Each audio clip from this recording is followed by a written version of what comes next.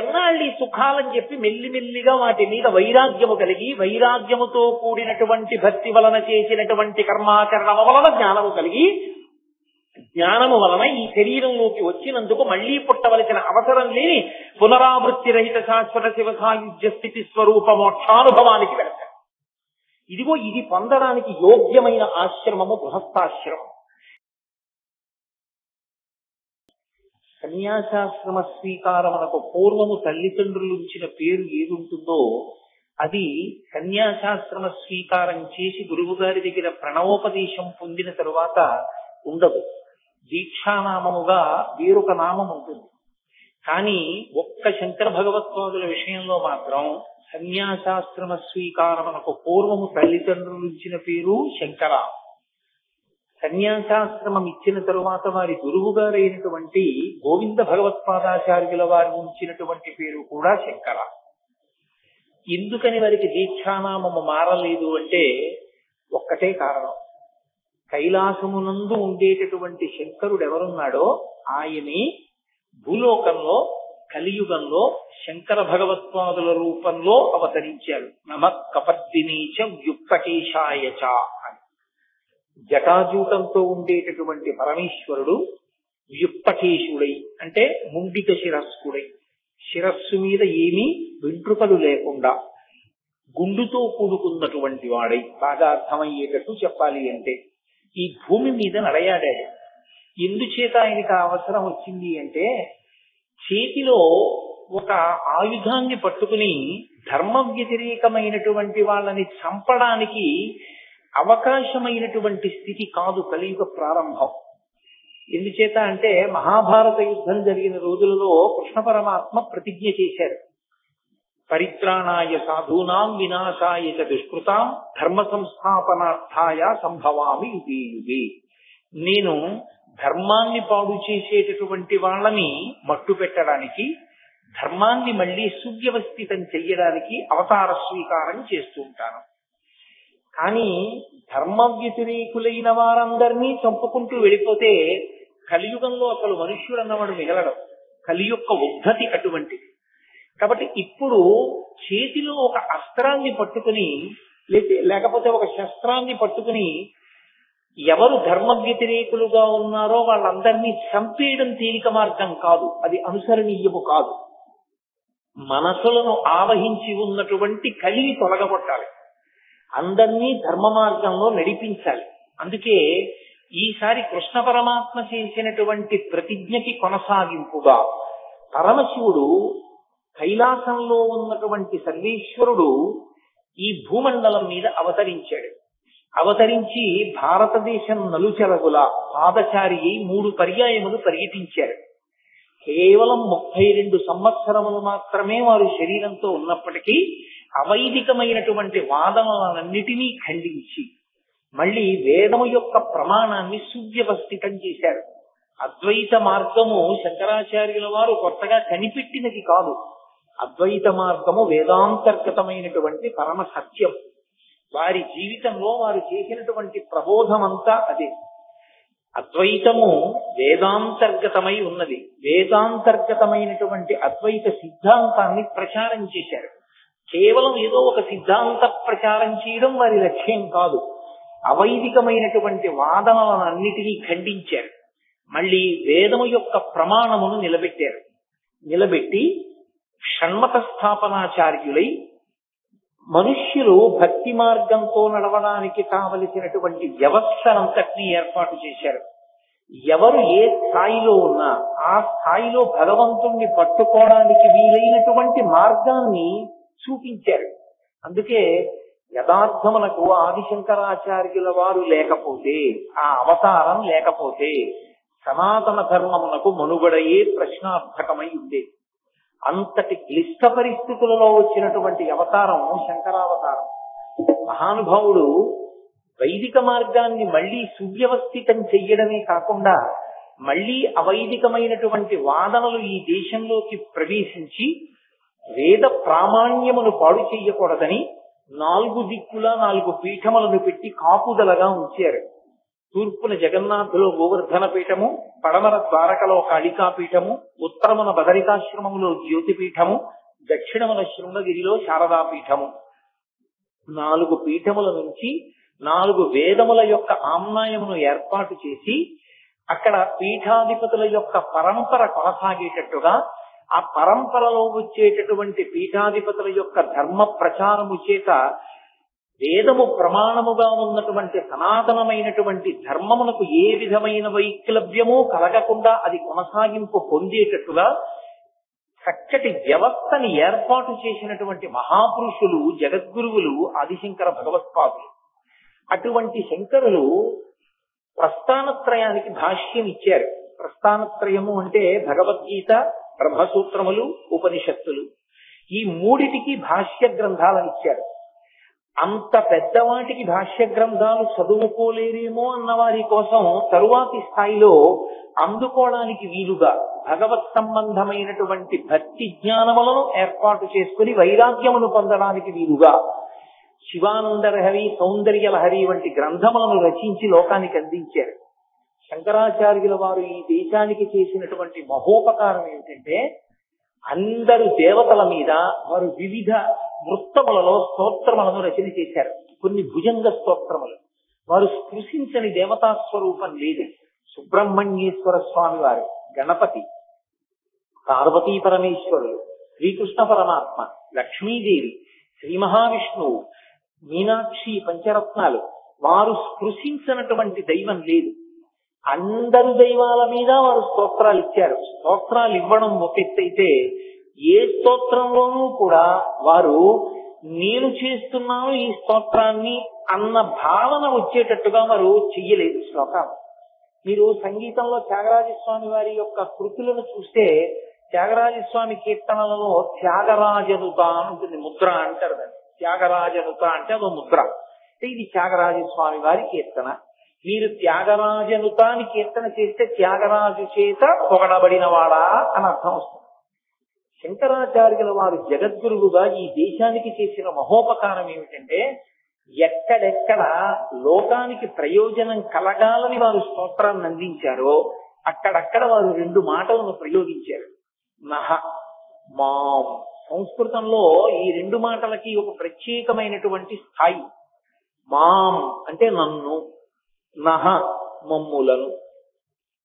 ఎందుకు ఆ మాటలు వేశారంటే, అది శంకరాచార్య కృతమై శంకరాచార్యుల వారు ఆ స్తోత్రం వలన లబ్ధి పొందడం ఆయన యొక్క ఉద్దేశ్యం కాదు. రేపటి రోజున ఈ స్తోత్రాన్ని ఎవడు చదువుకుంటాడో వాడు భగవంతుడి ముందు కూర్చుని ఆ స్తోత్రం చదివితే, లేదా భగవంతుణ్ణి ధ్యానించి ఆ శ్లోకాన్ని చదివితే, మాం అన్నప్పుడు ఆరక్షణ వాడికి కలగాలి, నహ అన్నప్పుడు ఆరక్షణ వారికి కలగాలి. అందుకే వారు స్తోత్ర రచన చేసి ఫలితాన్ని మనకి కట్టబెట్టారు. ఇది ఒక తండ్రి కొడుకు కొరకు ఎలా ఏర్పాటు చేస్తాడో అలా మన కొరకు కాలంలో ఎన్ని సంవత్సరములు దాటిపోనివ్వండి, ఎన్ని దశాబ్దములు శతాబ్దములు గడిచిపోనివ్వండి, మళ్ళీ మనం సక్రమంగా దేవతలని ఆరాధన చెయ్యడంలో స్తోత్రాన్ని చెప్పగలమో చెప్పలేమోనని మన కొరకు శంకర భగవత్పాదులు అత్యద్భుతమైనటువంటి స్తోత్రములను అందించారు. ఆ స్తోత్రములకి ఒక ప్రత్యేకత ఉంటుంది. ఏమా ప్రత్యేకత అంటే, ఒక్కొక్క స్తోత్రం ఒక్కొక్క ఆశ్రమంలో ఉన్న వాళ్ళకి ఎక్కువ ప్రయోజనాన్ని కల్పించేదిగా ఉంటుంది. జిజ్ఞాసులు ఉంటారు, అంటే అసలు భగవంతుడి గురించి తెలుసుకోవాలి, అసలు గురువు అంటే ఎవరు తెలుసుకోవాలి, తల్లి అంటే ఎవరు, తండ్రి అంటే ఎవరు, పాపం అంటే ఏమిటి, పుణ్యం అంటే ఏమిటి, లేకపోతే సాధన అన్న మాటకు అర్థం ఏమిటి, దైవము అని ఎవరిని పిలవాలి, ఇవి తెలుసుకోవాలి అనుకున్న జిజ్ఞాసుల కొరకు వారు అద్భుతమైనటువంటి స్తోత్రాన్ని ఇచ్చారు. దాన్ని ప్రశ్నోత్తరమాలిక అంటారు. ప్రశ్న ఎవరో వేయలేదు శంకరాచార్యుల వారు. సాధకుని యొక్క స్థాయిలోకి ఆయన కిందకొచ్చి అయోమయావస్థలో ఉన్నటువంటి సాధకుడు జిజ్ఞాసు అయి తెలుసుకోవాలనుకున్నప్పుడు ఎటువంటి ప్రశ్నలు వేస్తాడో ఆ ప్రశ్నలు ఆయనే వేశారు. జగద్గురు స్థాయిలో కూర్చుని అయోమయావస్థకి గురి కావలసిన అవసరం లేకుండా చాలా తేలికైన మాటలతో, లఘువైన సమాధానాలతో జవాబులు ఇచ్చారు. ఇచ్చి దానికి ఆయన ఇంకొక పేరు పెట్టలేదు. శంకరులు ఎప్పుడు ఎక్కడ ఏ పేరు పెట్టినా, ఏ పేరుతో పిలిచినా దానికి ఒక ప్రాధాన్యత ఉంటుంది. శంకర వాంగ్మయమునందున్నటువంటి అద్భుతం అది. ఆయన దానికి ప్రశ్నోత్తర మాలిక అని పేరు పెట్టారు. మాలికకి ప్రయోజనం ఏమిటంటే ధరించడం. ధరించి వాసన చూసి పక్కన పెట్టినా ధరించి ఉన్నట్టే లెక్కలోకి వస్తుంది. నాకు ఇప్పుడు ఈ మాల పట్టుకొచ్చారు. ఈ మాల ప్రయోజనమేమి? నా మెడలో వేయడమే. నా మెడలో వేసిన తరువాత నేను వాసన చూసి పక్కన పెడితే అది నేను స్వీకరించినట్టే, నేను అనుభవించినట్టే ఆ మాలని. అది మెడలో వేయబడుతుంది కాబట్టి దానికి మాల అని పేరు. ఆయన అన్నారు ప్రశ్నోత్తర మాలిక అంటే ఇది నువ్వు చదివి వదిలిపెట్టేది కాదు, ఇది నీ మెడలో ఉండాలి. మెడలో అంటే కంఠం నాకు తగులుతుంది, కంఠగతమై ఉండాలి. ఇది నీకు ఎప్పుడూ ధారణలో ఉండాలి. ధారణలో ఉంటే గురువెవరు? వెంటనే శంకరుడు ఏం చెప్పారో జ్ఞాపకం వస్తుంది. ఓ గురువు గారంటే ఇది. అమ్మ ఎవరు? వెంటనే గుర్తొస్తుంది. ఓ శంకరుడు ఇలా చెప్పారు. కాబట్టి దానికి ఆయన ప్రశ్నోత్తర మాలిక అని పేరు పెట్టారు. ఇప్పుడు ఆ ప్రశ్నోత్తర మాలిక రోజు చదువుకుంటే ఏమవుతుందండి అని అడిగారు అనుకోండి. ప్రశ్నోత్తర మాలిక రోజు చదువుకుని ప్రశ్నోత్తర మాలికకి వ్యాఖ్యానం వింటే జిజ్ఞాసుకి స్పష్టమైన అవగాహన కలుగుతుంది. అయోమయమంతా పోతుంది. ఎంత గొప్పగా పోతుందంటే అవ్యక్త రేఖామివ చంద్రరేఖాం పంసు ప్రసిద్ధామివ హిమరేఖాం క్షతప్రరూఢామివ బాణరేఖాం వాయు ప్రభిన్నామివ మేఘరేఖాం అంటారు వాల్మీకి మహర్షి. వాయువు చేత కొట్టబడిన మేఘము చెదిరిపోయినట్టుగా అయోమయావస్థ అంతా పోయి స్పష్టమైన అవగాహన కలుగుతుంది. సాధకుల ప్రయోజనము కొరకు ప్రశ్నోత్తర మాలికనిచ్చారు వారు. అలాగే అద్వైతానుభూతి ఒక గ్రంథాన్ని ఇచ్చారు. అలాగే వారి శరీరాన్ని విడిచిపెట్టేసేటప్పుడు శిష్యులు వెళ్లి అడిగారు, అయా మీరిచ్చిన వాంగ్మయం మహాసముద్రం, మీరు అవతార పరిసమాప్తి చేస్తున్నారు, ఇక ఆ తర్వాత శరీరంలో ఉండి పిలిస్తే పలకడానికి మీరుండరు, కాబట్టి మాకు సమస్తమైనటువంటి వేదాంత సారాన్ని అనుష్ఠానంలో మేము గుర్తు పెట్టుకోవలసినవి, పాటించవలసినవి లఘువుగా చెప్పండి అంటే అప్పుడు వారు అవతార పరిసమాప్తి చేసే ముందు కొన్ని మాటలు చెప్పారు. వేదో నిత్యమధీయతాం తదుజితం కర్మస్వనుష్ఠీయతాం. అవతారం దేనికి వచ్చిందో అవతార పరిసమాప్తి కాలమనందు ఆ మాటతో పూర్తి చేశారు. ఎందుచేత అంటే లోకంలో లౌకికంగా కూడా ఒక మర్యాద ఉంటుంది. చనిపోయే ముందు ఒక వ్యక్తి వాంగ్మూలం ఏదిస్తాడో అదే సత్యము అని. అవతార పరిసమాప్తి కాలమనందు కూడా శంకర భగవత్పాదులు తన అవతార ప్రయోజనాన్ని చెప్పారు. వేదో నిత్యమధీయతాం, వేదమును ప్రమాణముగా అంగీకరించు. తదుజితం కర్మస్వనుష్ఠీయతాం, వేదం ఎలా చెప్పిందో అలా కర్మ చెయ్యి తప్ప వేదము చెప్పనిది నీ యొక్క స్వంత ఆలోచన తీసుకొచ్చి కర్మానుష్ఠానమునందు పెట్టవద్దు అని వారు లఘువైన సమాధానములతో శిష్యులకు సందేశం ఇచ్చారు. ఒక్కొక్క స్తోత్రము, ఒక్కొక్క గ్రంథము, ఒక్కొక్క ఆయన ఇచ్చినటువంటి అనుగ్రహ భాషణము ఒక్కొక్క స్థాయిలోని వారి కొరకు ప్రత్యేకంగా నిర్దేశించారు. మోహాన్ని పోగొట్టడానికి మోహముద్గరము అని భజ గోవిందం భజ గోవిందం గోవిందం భజ మూఢమతే అంటూ ఇచ్చారు. అర్ధనారీశ్వర స్తోత్రము అని ప్రత్యేకంగా ఒక స్తోత్రాన్ని శంకర భగవత్పాదులు చేశారు. ఈ అర్ధనారీశ్వర స్తోత్రం ఎవరి కొరకు? యథార్థమునకు అర్ధనారీశ్వర స్తోత్రం ఎవరి కొరకు అంటే ఆశ్రమములను దృష్టిలో పెట్టుకుని మాట్లాడినప్పుడు గృహస్థాశ్రమమునందున్న వారి కొరకు అర్ధనారీశ్వర స్తోత్రాన్ని ఇచ్చారు. బ్రహ్మచారిగా ఉన్న వాడికి అర్ధనారీశ్వర స్తోత్రం అంత గొప్ప ప్రయోజనకారి అని చెప్పడం కష్టం. అలాగే వానప్రస్థుకి, సన్యాసికి ఆ వైభవాన్ని కీర్తించడానికి, మనసులో పెట్టుకోవడానికి పనికొస్తుందేమో కానీ ఒక ప్రయోజనాన్ని వనకూర్చడంలో కేవలముగా గృహస్థాశ్రమంలో ఉన్న వాళ్ళకి మాత్రం కరదీపికగా గొప్ప ప్రయోజనాన్ని చేకూర్చగలిగినటువంటి ఒక మణిగా శంకర భగవత్పాదులు బహూకరించినటువంటి అపూర్వమైనటువంటి స్తోత్రం అర్ధనారీశ్వర స్తోత్రం. ఈ అర్ధనారీశ్వర స్తోత్రము యొక్క ప్రయోజనం ఏమి అంటే ఈ అర్ధనారీశ్వరుణ్ణి అసలు ఎప్పుడు ఉపాసన చెయ్యాలి ఈ స్వరూపాన్ని అంటే దీన్ని ప్రధానంగా మనకు ఉపాసనలో ఎక్కడ కనపడుతుందంటే అట్ల తద్ది అని చేస్తూ ఉంటారు ఆడపిల్లలు. అట్ల తద్ది చేసినప్పుడు ఈ అర్ధనారీశ్వర స్వరూపాన్ని ఉపాసన చేసి పూజ చెయ్యాలి అని నియమం. అలాగే వివాహ పూర్వము అట్ల తద్ది చేస్తారు కన్యకామణులు. దాని ప్రయోజనం ఏమిటి? మంచి భర్త రావడం. మంచి భర్త అన్న మాటకి ఏమిటి అర్థం?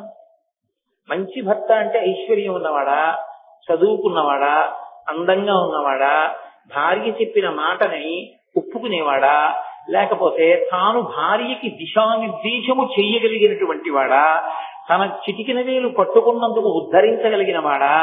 ఎవరు మంచి భర్త రావడం అంటే? మంచి భర్త వచ్చుట అన్న మాటకి యథార్థమైన అర్థమేమి అంటే అన్యోన్యతతో జీవనము సాగి దాంపత్యమునకు ప్రయోజనములు ఏవి అని శాస్త్రము నిర్దేశించినదో ఆ ప్రయోజనములను సిద్ధింపచేయగలిగిన సమర్థుడైన పురుషుడు భర్తగా లభిస్తారు. ఎందుకంటే తస్మాత్ శాస్త్రం ప్రమాణంతే కార్యాకార్యం వ్యవస్థితం. శాస్త్రము ప్రమాణము తప్ప నేను చెప్తే ప్రమాణం కాదు, వేరొకరు చెప్తే ప్రమాణం కాదు. శాస్త్రాన్ని చెప్తే శాస్త్రం ఒక్కటే ప్రమాణం. శాస్త్రమును దృష్టిలో పెట్టుకుని శాస్త్రీయమైన ప్రయోజనములు జీవితమునకు సిద్ధింపజేయగలిగినటువంటి సమర్థత కలిగిన పురుషుడెవరో వాడు భర్తగా రావాలి.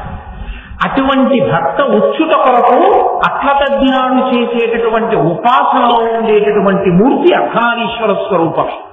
అలాగే వివాహానంతరము కూడా మళ్ళీ ఇదే నోము చేస్తారు, అదే అట్ల తద్ది నోము చేస్తారు. కొన్నాళ్ళు చేసి ఉద్యాపన చేస్తారు వివాహితులు కూడా. మరి వివాహం అయిపోయిన తర్వాత కూడా అట్ల తద్దికి ప్రయోజనం ఏంటి? భర్తతో అన్యోన్యతయే, అన్యోన్యమైన దాంపత్యము కొరకే ఈ వ్రతాన్ని చేస్తారు. చేసి అప్పుడు కూడా అర్ధనారీశ్వర స్వరూపాన్ని స్తోత్రం చేస్తారు. అసలు యథార్థంగా మాట్లాడాలంటే శ్రీకాళహస్తి వంటి పరమపావనమైన క్షేత్రంలో, శ్రీశైల క్షేత్రంలో యథార్థమునకు ఉన్నటువంటి స్వరూపము అర్ధనారీశ్వర స్వరూపమే. అందుకే నడిచే దేవుడిని పేర్గాంచినటువంటి మహాపురుషులు, కంచికామకోటి పీఠాధిపత్యం వహించినటువంటి మహాస్వామి చంద్రశేఖరేంద్ర సరస్వతి మహాస్వామి వారు శ్రీకాళహస్తి క్షేత్ర దర్శనానికి వెళ్ళారు. ఒకప్పుడు వెళ్ళి వారు ఒక మాట చెప్పారు. వారు ఒక్కసారి క్షేత్రం వంక చూస్తే ఆ క్షేత్ర వైభవాన్ని చెప్పగలిగేవారు. ఆయన అన్నారు, ఈ క్షేత్రము అప్రదక్షిణంతో కూడుకున్న క్షేత్రం. అందుకే రాజగోపురంలోంచి మీరు లోపలికి వెళ్ళినప్పుడు ప్రదక్షిణంగా వెళ్ళరు. కుడి భుజం వైపుకి ఉండదు దేవాలయం, ఎడం భుజం వైపుకి దేవాలయం ఉండేటట్టుగా పాతాళ గణపతి దగ్గర నుంచి వెడతారు. అప్రదక్షిణంగా లోపలికి వెడుతున్నాము అంటే రాహుకేతు పూజలు ఫలించేటటువంటి క్షేత్రము ఈ క్షేత్రమే. అందుకే దాని వ్యవస్థయే అప్రదక్షిణంగా వెళ్ళేటట్టు ఉంది. ఇక్కడ స్థలవృక్షం మహాబిల్వం. ఈ శ్రీకాళహస్తి క్షేత్రంలో అర్ధనారీశ్వర స్వరూపము అధిష్టానమై ఉన్నది. ఎక్కడో ఉంది ఆ స్వరూపం అన్నారు. తర్వాత ఆ స్వరూపం సువర్ణముఖరీ నది ఎందు ప్రకాశించింది. అక్కడ తవ్వుతున్నప్పుడు ఇప్పటికీ అక్కడ దేవాలయం ఉంది.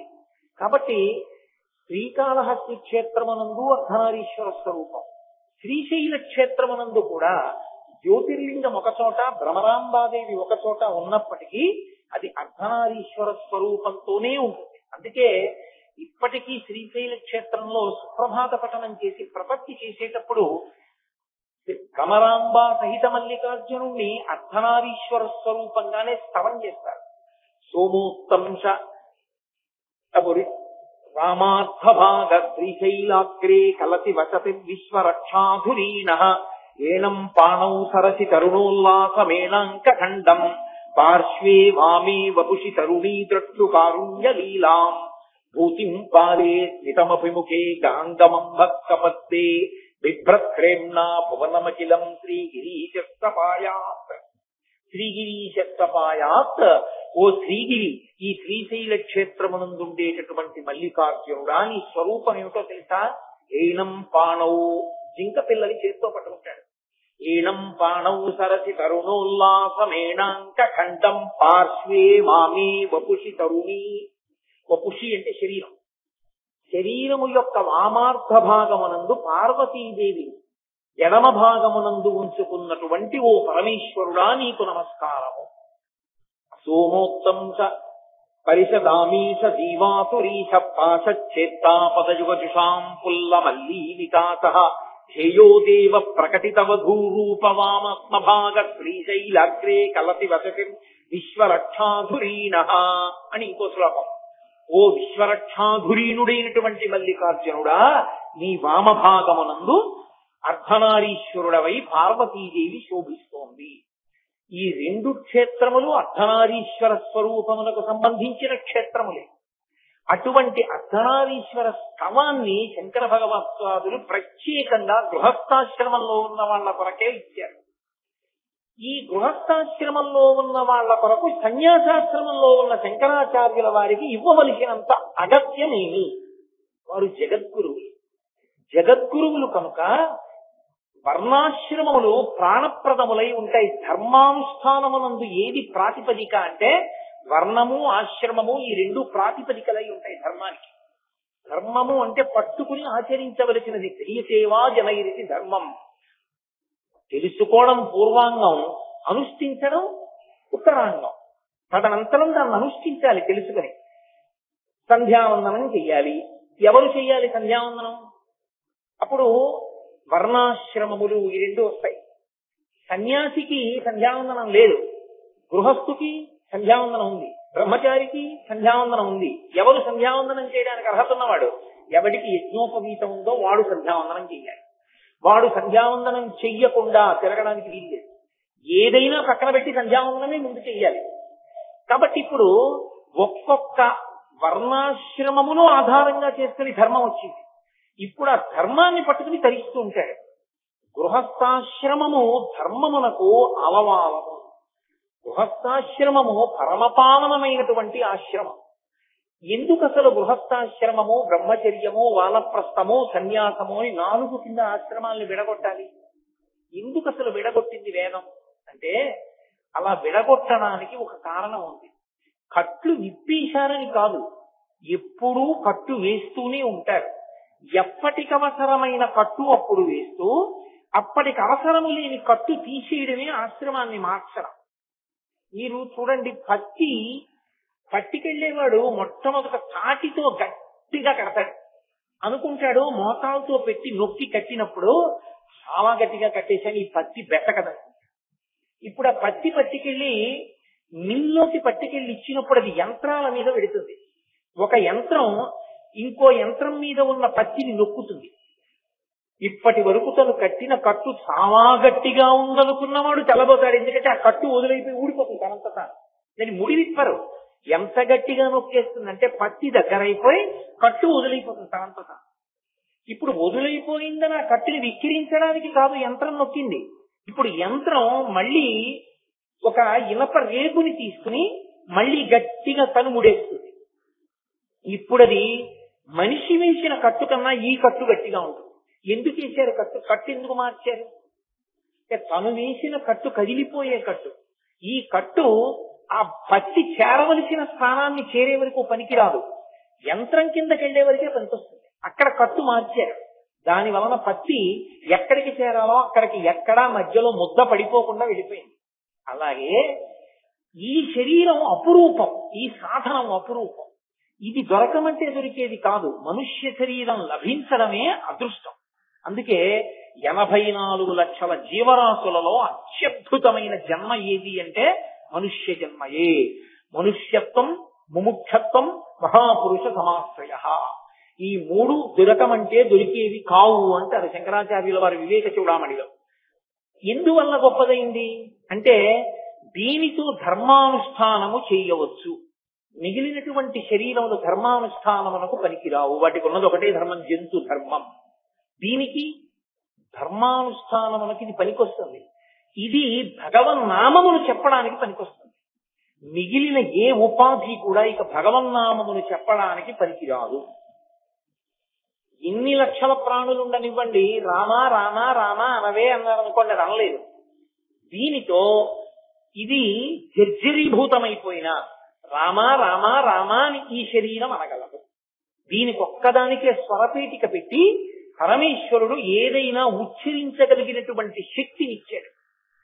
దాన్ని సక్రమంగా ఉపయోగించుకుంటే భగవంతుణ్ణి చేరుతాడు. దాన్ని దుర్వినియోగం చేసుకుంటే మళ్ళీ హీనోపాధుల్లోకి వెళ్ళిపోతాడు. అటువంటి ఉత్కృష్టమైన మనుష్య జన్మలో మొట్టమొదటిది బ్రహ్మచర్యం. బ్రహ్మచర్యమునందు శాస్త్రాన్ని అధ్యయనం చేస్తాడు. ఇది జీవిత పర్యంతము పనికొచ్చేటటువంటి శాస్త్రమునకు ప్రాతిపదికగా గురువు గారి దగ్గర కూర్చుని శాస్త్రాన్ని అధ్యయనం చేసి ప్రతిరోజు సమిధాదానము అని అగ్నిహోత్రంలో సమిధ సమర్పణం చేశారు.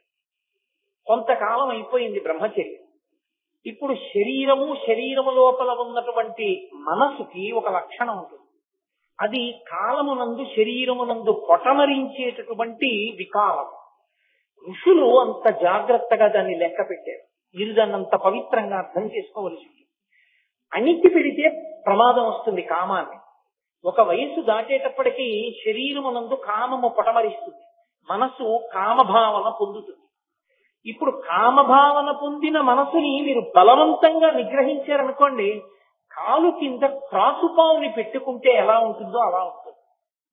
ఒకడు త్రాచుపావుని కాలు కింద పెట్టుకున్నాడు, ఇప్పుడు అదేం చేయదు కాబట్టి తల దగ్గర నొక్కి పెట్టి కూర్చున్నాడు. ఎంతసేపు భద్రంగా ఉంటాడు? కాలు అలా ఉన్నంతసేపే. పొరపాటున ఇలా అన్నాడో చనిపోయడం లెక్కే. కాలు కిందున్న త్రాచుపాము తాత్కాలికంగా తల ఉంచినా ఎప్పుడు కాలు తీస్తాడు కాటేద్దామని చూసినట్లే ఇంద్రియములు కాట్లు వేయడానికి సిద్ధంగా ఉంటాయి. అందుకే వ్యాస భగవానుడు దేవి భాగవతం చేస్తూ ఒక మాట అంటాడు, ఇంద్రియాని బలిష్టాని ననియుక్తాని మానద అపక్వస్య ప్రకుర్వంతి వికారాం స్థామనేక అంటాడు. ఇంద్రియములు బలిష్టములు, అవి కాట్లు వేస్తాయి. మనసు అంత తొందరగా లొంగదు. లోకములన్నీయుం గెలిచినాడ ఇంద్రియానీకము చిత్తమున్ గెలువనేరవు నిన్ను నిబద్ధు చేయు భీషణ శత్రులాపుర ప్రపిన్నుల చేసిన ప్రాణికోటిలో నీకు విరోధి లేడొకడు నిర్పున సూడుము ధనవేశ్వర అంటాడు ప్రహ్లాదుడు హిరణ్యకశిపుడితో భాగవతంలో. మనసుని ఇంద్రియాల్ని గెలవడం అంత తేలిక విషయం కాదు.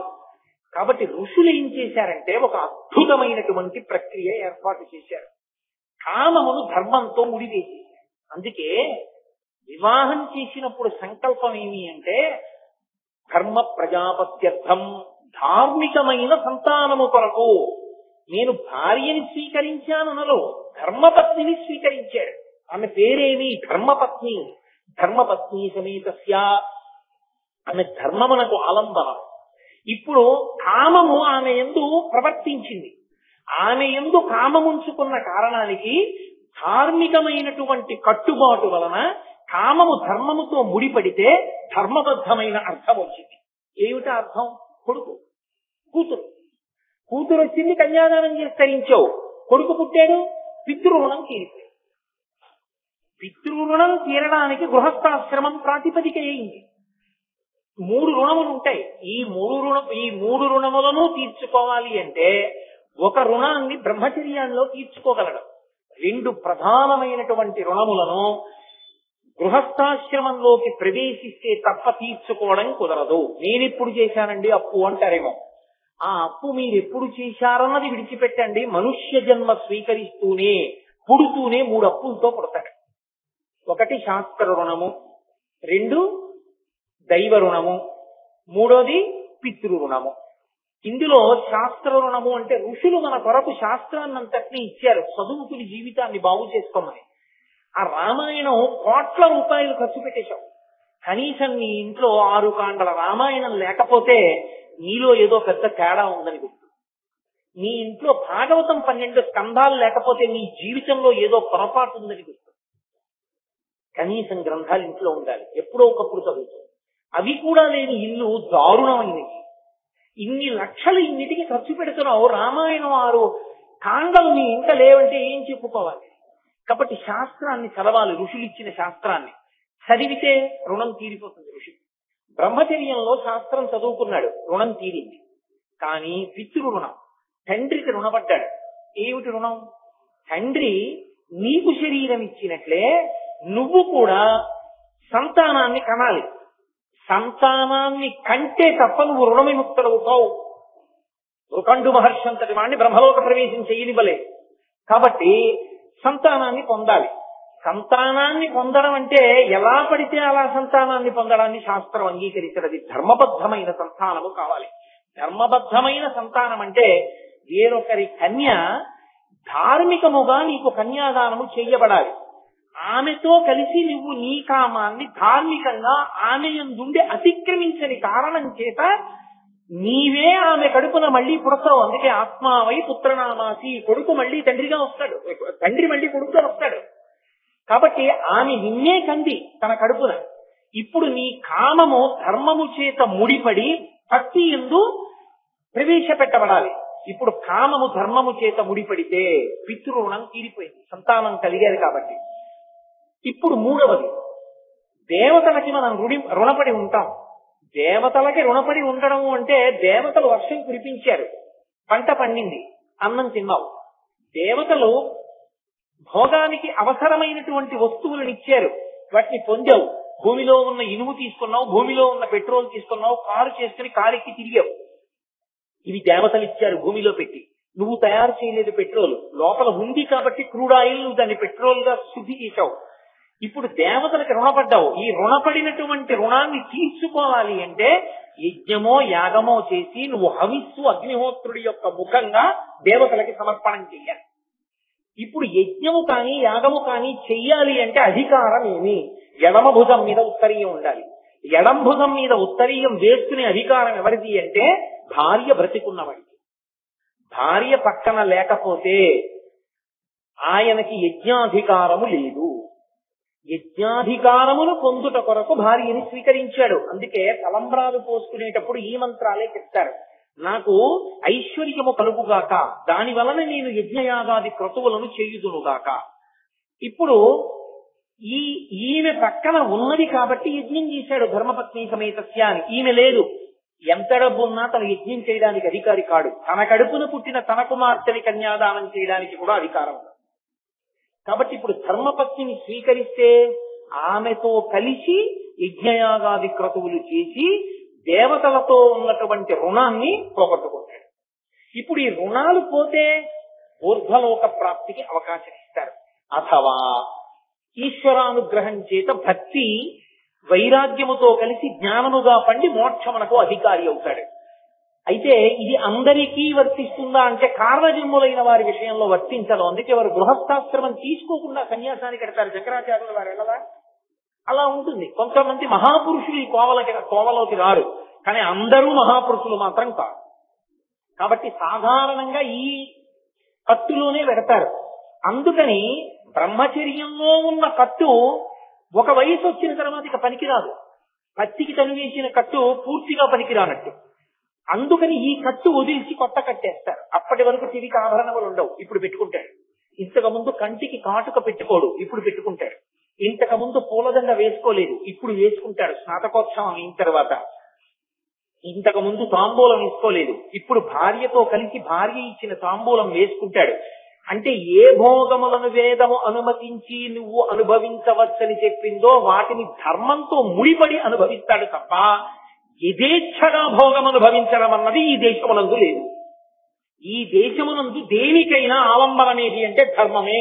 ఏది ధర్మమో వేదం చెప్పాలి, మీరు నేను చెప్తే కాదు. వేదము ప్రమాణము.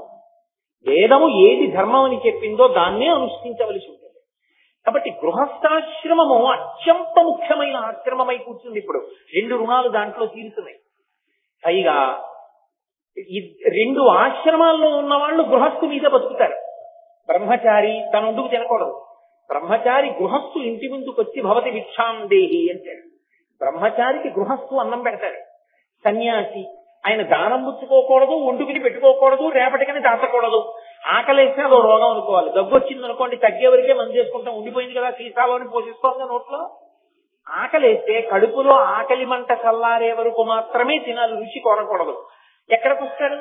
గృహస్థు ఇంటి ముందుకొచ్చి భవతి భిక్షాం దేహి అంటాడు. గృహస్థు అన్నం పెడతాడు. కాబట్టి ఇటు బ్రహ్మచారి కానీ అటు సన్యాసి కానీ గృహస్థు మీద ఆధారపడి ఉన్నారు. 4 ఆశ్రమములలో 2 ఆశ్రమములు మూడవదైన గృహస్థాశ్రమం మీద ఆధారపడి పరిడవిల్లుతున్నాయి. అంత పరమ పవిత్రమైన ఆశ్రమము గృహస్థాశ్రమము. పైగా గృహస్థాశ్రమం కోటలో కూర్చుని యుద్ధం చేయడం లాంటిది. ఇక్కడ వేదము అనుమతించిన సుఖములను అనుభవిస్తాడు. అనుమతింపబడిన సుఖములను అనుభవించి ఇదొక సుఖమా అని వైరాగ్యాన్ని పొందుతాడు. కాబట్టి అసలు అది ఆ సుఖమేమిటో తెలియకుండా బలవంతంగా త్రాసుపావుని తొక్కిపెట్టినట్టు తొక్కిపెట్టవలసిన అవసరం ఉండదు. ఏమి సుఖం అండి అంటే మధుర పదార్థాన్ని తిన్నాడు తిన్నాడు తిన్నాడు తిన్నాడు తిన్నాడు తిన్నాడు. ఇన్నేళ్ల నుంచి తింటున్నాను మధుర పదార్థాలు. ఏముంది అందులో? అంబుజోదర దివ్య పాదారవింద చింతనామృత పాల విశేషమత్త చిత్త మీరీతి ఇతర విషయం పూచేర నేర్చు వినుత గుణశీల మాటలు వేయునేలా అంటాడు ప్రహ్లాదుడు.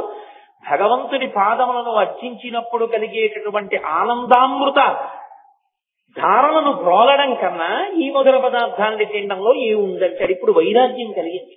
అందుకే అమరేంద్రాదులు కొల్చు భంగి జనుల వ్యాఖ్య సేవించగా విమల జ్ఞాన విరక్తి ముక్తి నొసగున్ వేయేల భూనాథ సత్ కమలాధీసు కథా సుధారత నదీ కల్లోల మాలా పరిభ్రమ వెమ్మానికినైన కర్ణయుగళీ పర్వంబు కాకుండునే అంటారు పోతన గారు.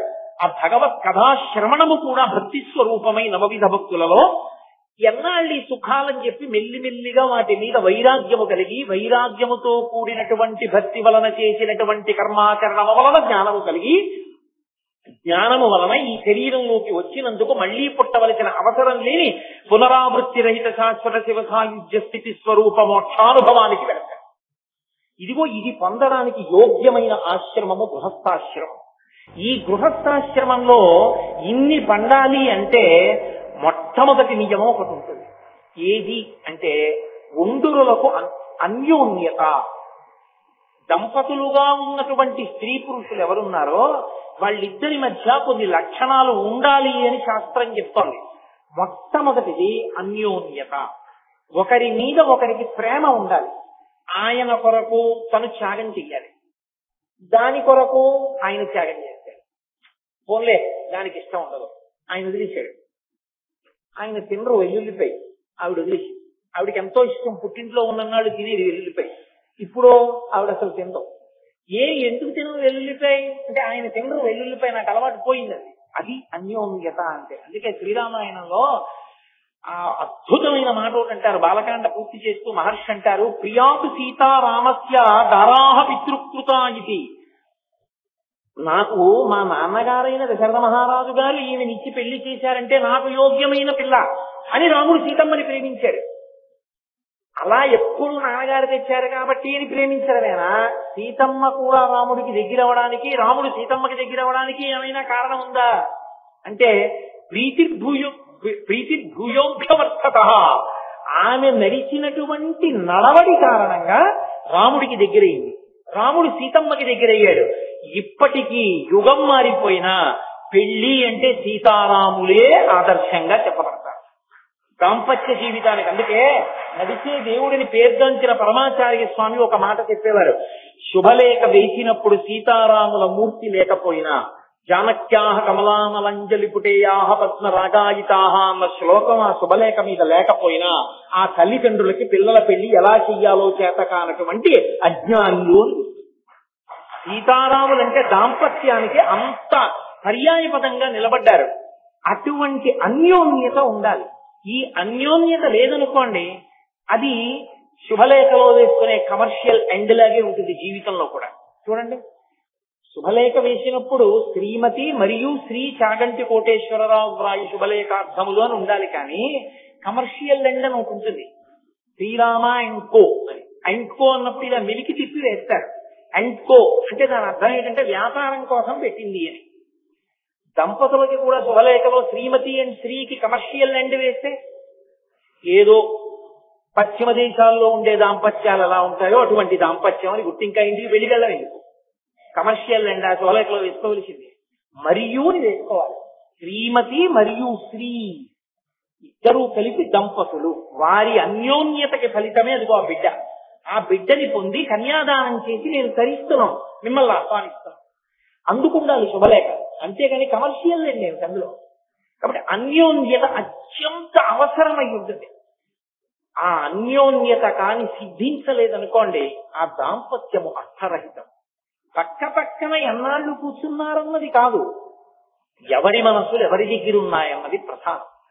వివాహం అయిపోయిన తరువాత కూడా పురుషుడి మనసు పురుషుడి దగ్గరే, స్త్రీ మనసు స్త్రీ దగ్గరే ఉండిపోతే దంపతుల్లో ఆ దాంపత్యము అర్థరహితము. శీచుపావృక్షం మీద కూర్చుని సీతమ్మని చూసిన హనుమ అన్నారు, అస్యాదేవ్యా మనస్తస్మిన్ తస్య చాస్యాం ప్రతిష్ఠితం తేనేయం శశి ధర్మాత్మా ముహూర్తం అభిజీవతే. సీతమ్మ మనసు సీతమ్మ దగ్గర లేదు, రాముడి దగ్గర ఉంది. రాముడి మనసు రాముడి దగ్గర లేదు, సీతమ్మ దగ్గర ఉంది. ఇద్దరి మనసులు వేరొకరి చేతుల్లోకి వెళ్ళాయి కాబట్టి వీళ్ళిద్దరూ ఇంత గొప్ప దంపతులు అయ్యారు. శారీరకంగా విడివిడి ఉన్నా మానసికంగా వీళ్ళు కలిసే ఉన్నారు. వీళ్ళు దంపతులంటే. కాబట్టి ఆ అన్యోన్యత మనోకోణముగా ఆవిష్కరింపబడాలి. ఈ దాంపత్యము సిద్ధించడం కొరకే సుముహూర్తం వరకు ఒకరి కన్నులలోకి ఒకరిని చూడనివ్వరు. సుముహూర్తం అంటే జీలకర్ర బెల్లం పెట్టడం కాదు, ఒకరి కళ్ళల్లోకి ఒకళ్ళు చూసుకోవడం. అందుకే ముహూర్తం చూడటాన్ని చెప్పింది కరణి దించి తప్ప జీలకర్ర బెల్లం పెట్టడం ముహూర్తం కాదు. అది వేరు కారణానికి పెడతారు. ఇప్పుడు అవన్నీ నేను ఎందుకు చెప్పడం, ఇప్పుడు వివాహకాండ గురించి నా ప్రసంగం కాదు. కాబట్టి గృహస్థాశ్రమమునందు అన్యోన్యత ప్రధానం. అది ఉన్నంతసేపు యువతల వారి యొక్క బలహీనతలు ఎన్నున్నాయో ఆ బలహీనతలన్నీ తను రక్షించడానికి కారణములుగా ప్రేమ చేత కప్పబడిపోతాయి భర్త దగ్గర. అది అమాయకురాలండి పాపం, ఇప్పటికీ దానికి గడుసుతనం లేదు. ఎక్కడ ఏం చెప్పాలో ఏం చెప్పకూడదో దానికి తెలియదు. కాబట్టి భర్త కంటి పిల్లకి చెప్పుకున్నట్టు ఇంట్లోంచి బయలుదేరే ముందు వాళ్ళు చాలా తెలివైన వాళ్ళు ఇలా అడుగుతారు, నువ్వు తొందరపడి ఏం చెప్పకే, ఏమో మా ఆయనకి తెలిసాను నేను సర్దుకుంటానంటే. ఏది బలహీనతో దాన్ని బయట చెప్పడం, తను కప్పుకుంటాడు. కారణం అన్యోన్యత. ఆయనకి తెల్లవారి నిద్ర లేవగానే ఓ కప్పు కాఫీ తాగాలి. ఏదో పై ఊరు వెళ్ళారు, నిద్ర లేచి మొహం గడుపుకుని కాఫీ తాగే మనిషిని అనుకోరు వాళ్ళు. కాబట్టి వీళ్ళు కాఫీ ఇవ్వరు. ఈవిడేం చేస్తుందంటే, నేను కాఫీ తాగకపోతే ఉండలేదని కాఫీ తయారు చేసుకుని పవిటి సాక్ష పెట్టి లోపలికి తెచ్చి కాఫీ తాగేయండి ఇచ్చేస్తుంది. ఆయన బలహీనతను ఆవిడ కప్పేసింది. అంటే అవతల వారి బలహీనతని బయట చెప్పడం కాదు, తమ ప్రేమ చేత కప్పేస్తారు. ఈ కప్పేయడం ఉందే దీని అన్యోన్యత. అది అన్యోన్యతగా సిద్ధిస్తుంది దాంపత్యంలో. ఇది ఎప్పుడు ఒండరుల మీద అంత ప్రేమ కలిగింది. ఈ ప్రేమ కలగలేదనుకోండి, ఎప్పుడూ అసహ్యంగా పుట్టింటికొచ్చి ఆడపిల్ల భర్త మీద చెప్పడం, ఆ పిల్లవాడి తల్లిదండ్రులు నా కోడలన్న భావన లేకుండా ఎప్పుడూ పరాయి పిల్ల కిందే కోడల్ని చూస్తూ ఉండడం. ఇక వాళ్ళిద్దరికీ పెళ్లి చేసి ఏమిటి పొందినటువంటి సౌభాగ్యం ఏమీ లేదు. వాళ్ళిద్దరూ దంపతులుగా జీవించట్లేదు. అన్యోన్యత అవసరం అవుతుంది గృహస్థాశ్రమంలో. అన్యోన్యతకి తోడుగా, అందుకే వివాహకాండలో ఈ మంత్రం చెప్తారు, ఆకర్షణ ఉండాలి. ఆకర్షణ ఎందుకు అని మీరు అంటారేమో, ఆకర్షణ లేకపోతే ప్రహృష్టత కలగదు. మనస్సునందు సంతోషము ఉద్భుతము కాదు, సృష్టి ఎందు ఒక లక్షణం ఉంటుంది. సృష్టి ఎప్పుడు జరిగినా ఆనందంతో సంతోషంతో జరగాలి తప్ప ఏడుస్తూ సృష్టి జరగకూడదు. లయం బాధాకరంగా ఉంటుంది. ఎప్పుడైనా శరీరాన్ని విడిచిపెట్టినప్పుడు ఇక్కడ ఉన్న పిండాండాన్ని బ్రహ్మాండంతో కలిపేటటువంటి ప్రక్రియలో కొంత శోకం ఉంటుంది. కానీ సృష్టి యందు ఎప్పుడూ శోకం ఉండకూడదు. సృష్టి ఆనందముతో కూడుకున్నదై సంతోషముతో కూడుకున్నదై ఉంటుంది. అలా ఉండకపోతే ఆరోగ్యవంతమైన శిశువు జన్మించడు. అందుకే రామాయణంలో గంగావతరణంలో ఒక మాట చెప్తారు. అగ్నిహోత్రుడు వెళ్లి తేజస్సుని గంగాదేవి యందు ప్రవేశపెట్టేటప్పుడు ఒక మాట చెప్తాడు, నువ్వు ప్రహృష్టవదనవై పరమ సంతోషంతో నా యందు అనురక్తవై ఈ శివ తేజస్సుని పుచ్చుకో, నేను నీ యందు ప్రవేశపెడతానంటాడు. అలా పుచ్చుకుంటే తప్ప తేజోమూర్తి అయిన సుబ్రహ్మణ్యుడు జన్మించడం. దాంపత్యమునందు ఆకర్షణకి వివాహకాండలో చెప్పే మంత్రం యొక్క పరమార్థం ఏమిటో శ్రీరామాయణంలో వాల్మీకి మహర్షి అక్కడ నిరూపణం చేసి చూపించారు. అంత అవసరం ఆకర్షణ. మా ఆవిడ అబ్బా ఎంత సంతోషమో అని పురుషుడు అనుకోవాలి.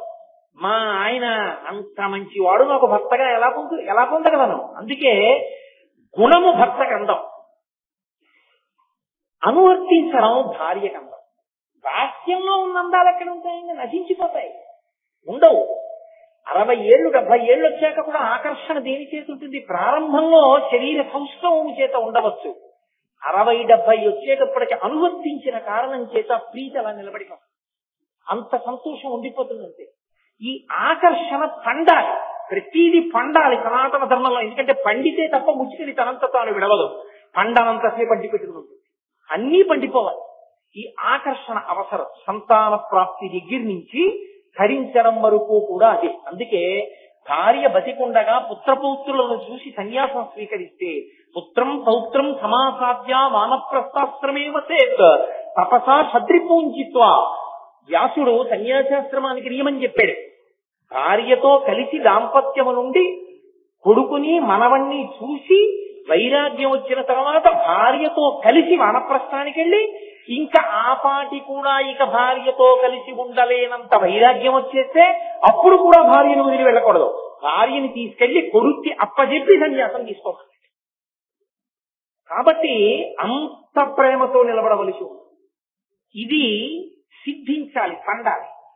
ఇది పండకపోతే ఆ గృహస్థాశ్రమానికి అర్థం లేదు, జీవితము పండదు, అథవా అసలు సంసారము పండదు. బతికున్నంత కాలము దుఃఖము, శరీరము పడిపోయిన తరువాత కూడా పొందవలసినటువంటి స్థాయిని పొందలేడు. అందుకని గృహస్థాశ్రమం అత్యంత ప్రధానమైన ఆశ్రమమై ఉన్నది. ఇటువంటి ఆశ్రమంలో ఉన్న వాళ్ళందరికీ కూడా ప్రయోజనం కల్పింపబడాలి. అసలు నిజంగా చెప్పాలంటే పెళ్లి కూతుర్ని చేసిన లగాయతు ప్రతి ఆడపిల్ల చేత ఈ స్తోత్రాన్ని చదివించాలి. పెళ్లి అయిన తరువాత కూడా తమ బతుకులు పండడానికి కారణం గృహస్థాశ్రమంలో ఉండేటటువంటి పరిస్థితే కనుక దంపతులు ఇద్దరూ కూడా అర్ధనారీశ్వర స్తోత్రాన్ని చదువుతూనే ఉండాలి ప్రతిరోజు. అసలు అర్ధనారీశ్వర స్తోత్రము నాకు నోటికి రాదు అని ఎవ్వరూ అనడానికి వీల్లేదు. గృహస్థాశ్రమంలో ఉన్నవారు వచ్చి తీరాలి.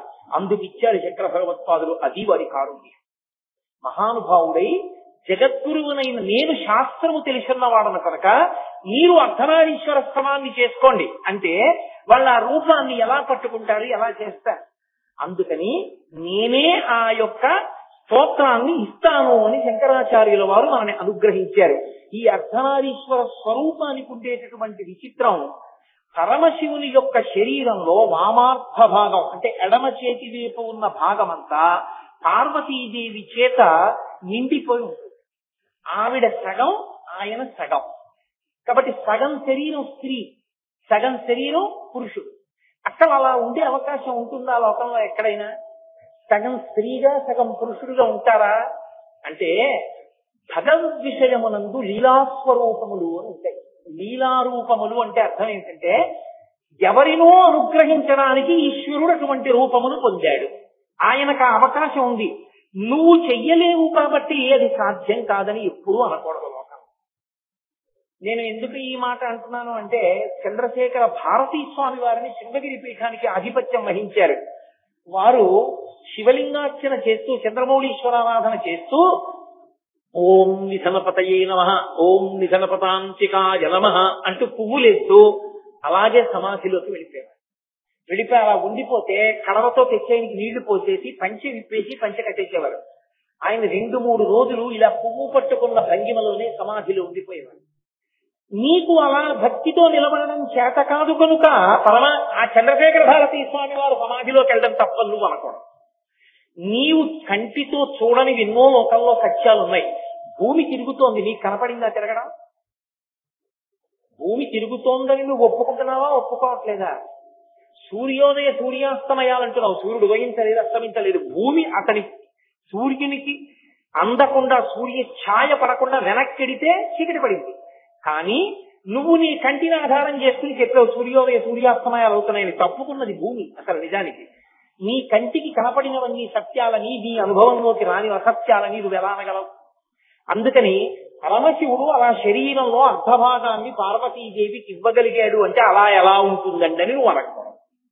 ఎందుకు అనకూడదు అంటే అది లీలాస్వరూపము కనుక. పరమేశ్వరుడికి 63 లీలాస్వరూపములు ఉన్నాయి. అలా ఒకానొకప్పుడు శ్రీ మహావిష్ణువుకి శరీరంలో అర్ధభాగం ఇచ్చారయ్య, అప్పుడు హరిహర స్వరూపం వచ్చింది. ఒకప్పుడు పార్వతీదేవికి సగభాగం ఇచ్చారు, అప్పుడు అర్ధనారీశ్వర స్వరూపం వచ్చింది. సగము నారి స్త్రీ, సగము పురుషుడు.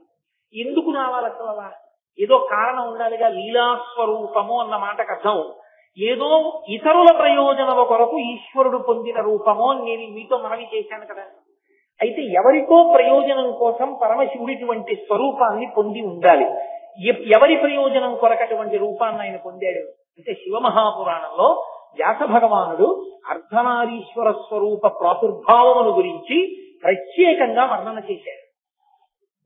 చతుర్ముఖ బ్రహ్మగారిని సృజించి నువ్వు సృష్టి చేయి వేదాన్ని ప్రమాణం చేసుకుని అన్నాడు పరమేశ్వరుడు.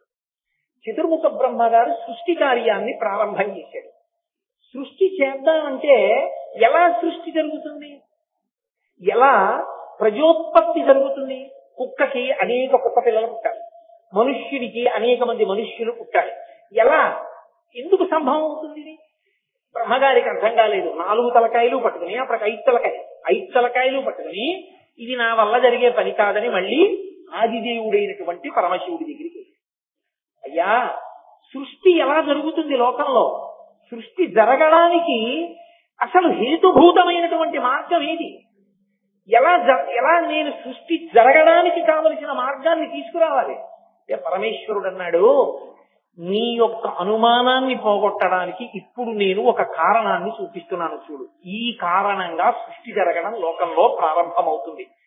ఇప్పటి వరకు ఒకే శరీరంతో ఉన్నటువంటి ప్రాణులు అవయవములందు కించిత్ మార్పు చేత స్త్రీ పురుష విభాగమును పొందుతాయి. ఎలా పొందుతాయంటారేమో, మొట్టమొదటి ఆ విభాగాన్ని నా శరీరంలో చూపిస్తున్నాను చూడని తన దేహమునందు సగాన్ని స్త్రీ రూపంగా చూపించి సగాన్ని పురుష రూపంగా చూపించాడు. తన శక్తినే అమ్మవారు అని పిలుస్తాం మనం. పరమేశ్వర శక్తికి శాస్త్రంలో అమ్మవారిని పేరు. ఆదిశక్తి, పరదేవత, పరాశక్తి అంటుంటాం. ఇప్పుడు ఆమెయే అమ్మవారే అంటే ఆయన శక్తియే ఆయన అర్ధాంగిగా సగంగా మారిపోయి స్త్రీ స్వరూపాన్ని పొందింది. మిగిలినది పురుష స్వరూపమైంది. ఇప్పుడు వీరిద్దరికి ఒండురులకు మొదటి ఆకర్షణ కలిగింది. అప్పటికి మన్మధుడు లేడు. అదే పరమశివుడు పార్వతీదేవితో చెప్తాడు, మన్మధుడు బాణం ఇస్తే ఎందుకు కాల్చానో తెలుసా పార్వతి? నేనేదో కోపంతో కాల్చలేదు. మనిద్దరి మధ్య ఉండేటటువంటి ఆకర్షణ లోక ప్రయోజనము కొరకు ఆకర్షణ. అటువంటి ఆకర్షణతో మొదట ఉన్న మనిద్దరి మీద మళ్లీ ఆకర్షణ కొరకు బాణం వేయడం అనేటటువంటిది హద్దు మీరడం మన్మధుడు. ఆయన అధికారం ఏపాటిది నా మీద బాణం వేయడానికి? అందుకు కాల్చాను, మార్గం తప్పాడు కాబట్టి అన్నాడు. కాబట్టి మన్మధుడు కారణం కాదు వారిద్దరి ఆకర్షణకి. అలా ఆకర్షణ దేనికి కలిగింది అంటే బ్రహ్మగారి కోరిక తీర్చి లోకంలో సృష్టి జరగాలి. సృష్టి ఎందుకు జరగాలండి మీరు నన్ను అడగచ్చు. శరీరం ఉంటే కదా, శరీరం ఉంది కాబట్టి దానికి ఓ మోకాలు ఉంది కాబట్టి ఆ మోకాలుకో నొప్పి ఉంది కాబట్టి ఆ నొప్పి వలన నేను చేసుకున్న పాపం పోతాం. ఈ శరీరం ఉంది కాబట్టి దీనితో పరమేశ్వరుడి గురించి 4 మాటలు చెప్పుకుని ఒక ధన్యతని పొందుతున్నాను. ఇది లేకపోతే పాపాన్ని పోగొట్టుకోవడం, పుణ్యాన్ని సంపాదించుకోవడం, పుణ్యకర్మ వలన జ్ఞానాన్ని పొందడం, జ్ఞానం వలన మోక్షాన్ని పొందడం ఎలా సాధ్యం? పైగా ఇది లేకపోతే పితృరుణం ఎలా తీసుకుంటావు, దేవరుణం ఎలా తీసుకుంటావు, ఋషురుణం ఎలా తీసుకుంటావు? ఏది పెట్టి వింటావు శాస్త్రాన్ని? కాబట్టి శరీరం ఇవ్వాలి. శరీరం ఇచ్చి సృష్టి చేస్తే తప్ప ఇవన్నీ జరగవు. కాబట్టి సృష్టి చెయ్యాలి. ఈ సృష్టి జరగాలి అంటే మొట్టమొదట స్త్రీ స్వరూపాన్ని పరమేశ్వరుడు సృజించి ఆకర్షణతో ప్రహృష్టవదనుడై ఆమె వంక చూశాడు. ఆయన ఆకర్షణ లౌకికమైనటువంటి భోగము కొరకు కూడుకున్నటువంటి కామముతో కూడుకున్నది కాదు. బ్రహ్మగారి కోరిక తీర్చాలనేటటువంటి సంతోషం. ఆ సంతోషంతో ఆయన ఆవిడ వంక చూశాడు. ఇప్పుడు ఆయనకి బ్రహ్మగారి కోరిక మేరకి బోలెడంత మంది ప్రాణులు కలగాలి. ఈ కామము కోరిక కలిగింది. ఈశ్వరుని యందు కోరిక పుట్టినప్పుడు ఆయన కామేశ్వరుడు అయ్యాడు. అది మహాకామేశ్వర స్వరూపం. ఇప్పుడు ఆవిడ మహాకామేశ్వరి. ఇప్పుడు వాళ్ళిద్దరూ లోకానికి తల్లిదండ్రులు. ఆయన ఆమె వంక చూసినప్పుడు ఆమె శివకామ సుందరి, ఆయనకి ఇల్లాలు. ఆమెకి భర్త ఆయన. వాళ్ళిద్దరూ కలిపి మనకి తల్లిదండ్రులు.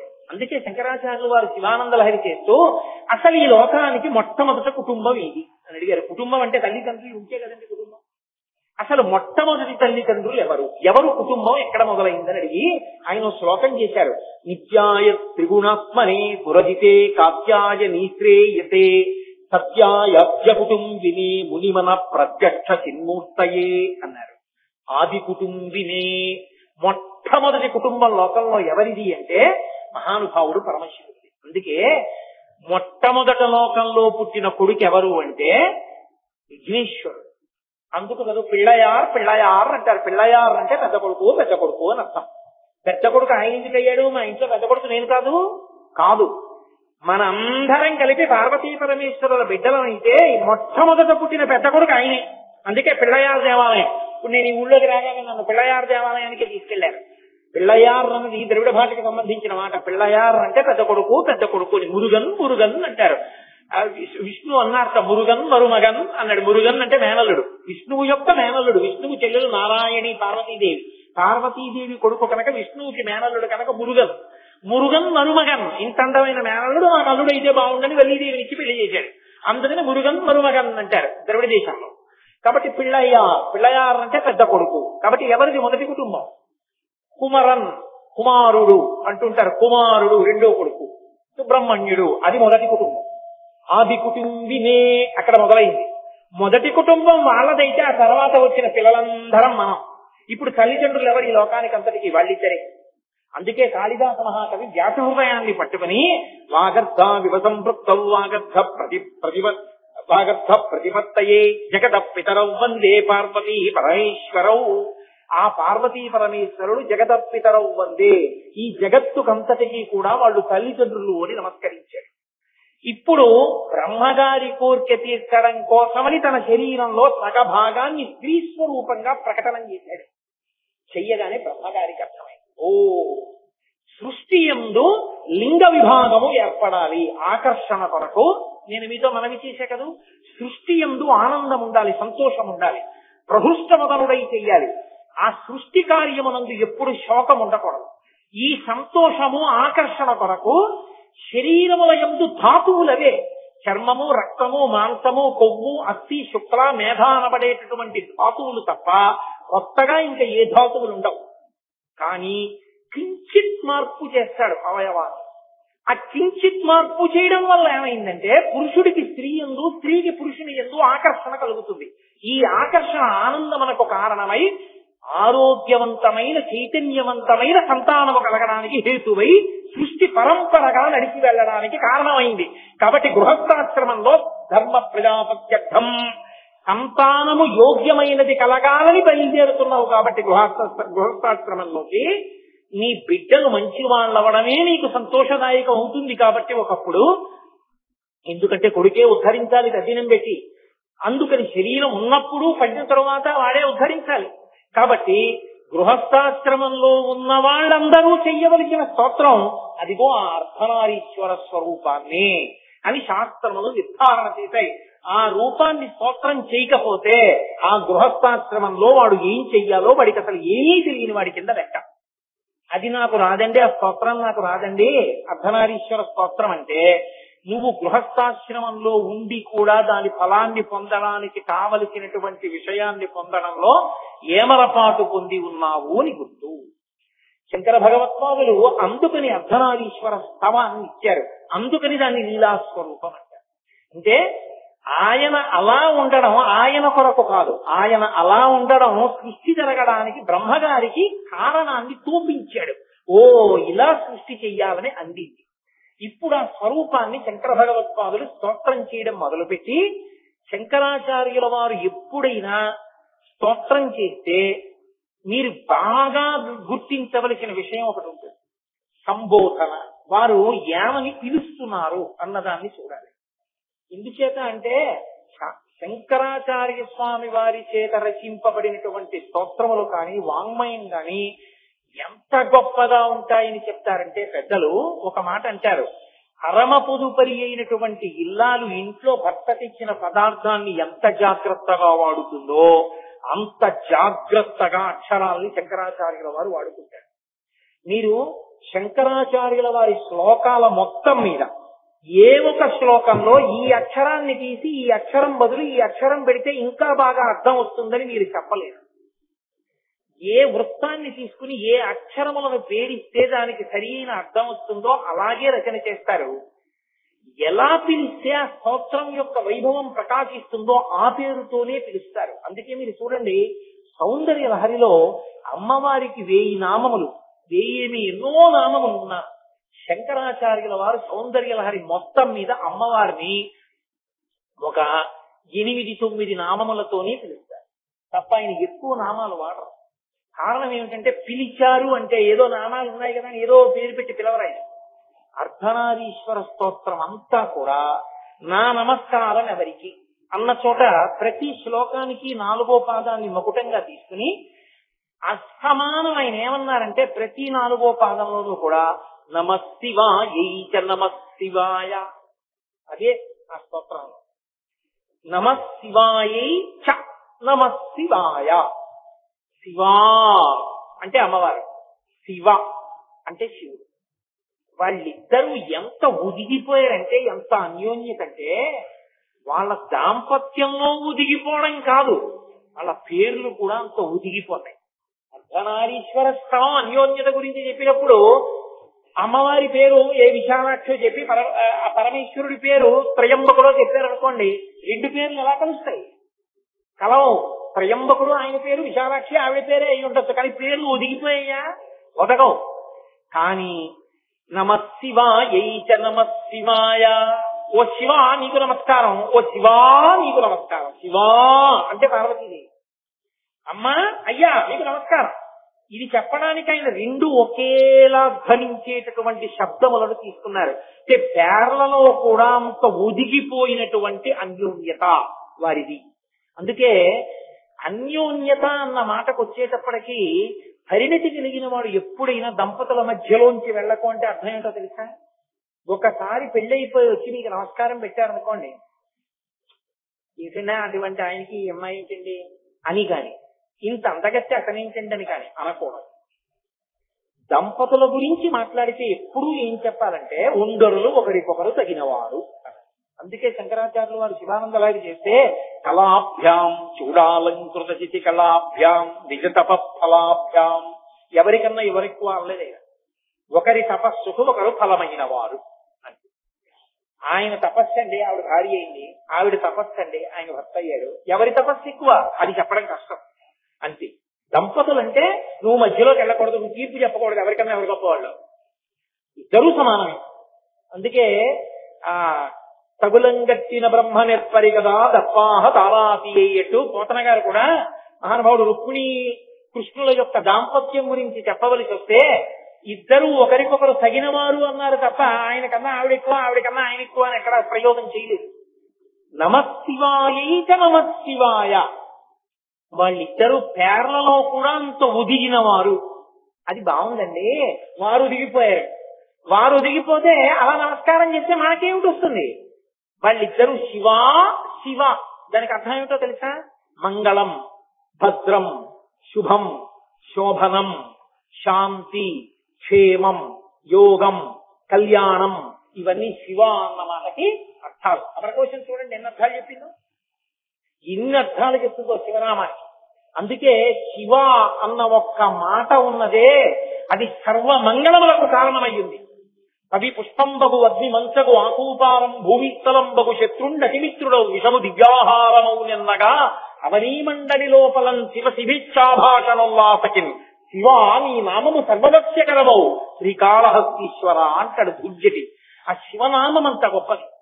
ఆ శివ అన్నాడు అనుకోండి, మంగళములు, శోభనములు, భద్రం, క్షేమం, యోగం అన్ని కలుగుతాయి. శివనామము ఇవ్వలేనిది లోకంలో లేదు. అంత గొప్ప నామము శివనామము.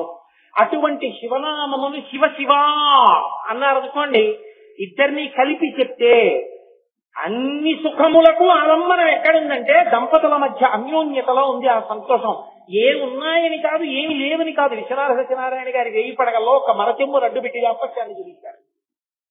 ఇంట్లో ఏముంది ఏమి లేదు అని కాదు, ఆ ఒంటరుల మధ్య అన్యోన్యత ప్రేమ ఉంటే ఆ తృప్తి అలా ఉంటుంది. ఆ తృప్తి ఉన్న చోట సమస్త ఐశ్వర్యం ఉంటుంది. ఎన్ని ఉన్నా ఒక్కటి లేకపోతే వాళ్ళంతా దరిద్రుడు లేడు. శంకర భగవత్పాదులు కౌపీన పంచకం చేశారు. కౌపీనవంత కలు భాగ్యవంత అన్నారు. గోచి పెట్టుకున్న వాడి కన్నా గొప్పవాడు ఎవరన్నారు? కన్యాది గురించి మాట్లాడారు. కాబట్టి తృప్తి ప్రధానం. నాకేమి ఇవ్వలేదండి, దేవుళ్ళంటి భర్తనిచ్చారు. ఏసీలు, కార్లు ఇవి పెద్ద విశేషమా? దొరకద్దు అలాంటి మహానుభావుడు. అటువంటి మహానుభావుడికి ఇల్లాలినయ్యాను, నాకు ఇంతకన్నా ఏం కావాలంటే ఆవిడ అందనుకోండి, ఆవిడ్ని మించిన ఐశ్వర్యవంతురాలు లేదు. ఏం కావాలండి నాకు? నేను కష్టంలో ఉన్నా, ఇబ్బందిలో ఉన్నా తన కవిట కొంగుతో నా నుదురు తుడిచి, మీరు నమ్ముకున్న పరమేశ్వరుడు మీకున్నారు, మీరు ఎందుకండి దండ పెట్టుకుంటారని నన్ను సేద తీర్చగలిగిన శాంతి స్థానమైన భక్తి నాకుంది.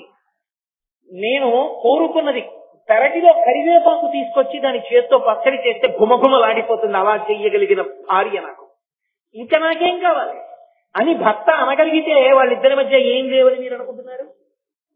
అనుకున్నవాడు లేనివాడు. అలా తృప్తి ఉన్న దంపతులు ఐశ్వర్యానికి చిట్ట చివర విహరిస్తున్నారు. ఈ తృప్తి ఎప్పుడు అంకురిస్తుంది? ఒకరి పట్ల ఒకరికి అన్యోన్యతా భావం అంకురిస్తే. అందుకే మీరు చూడండి, పార్వతీదేవి ఎంతమంది తండ్రుల కడుపునైనా పుడుతుంది.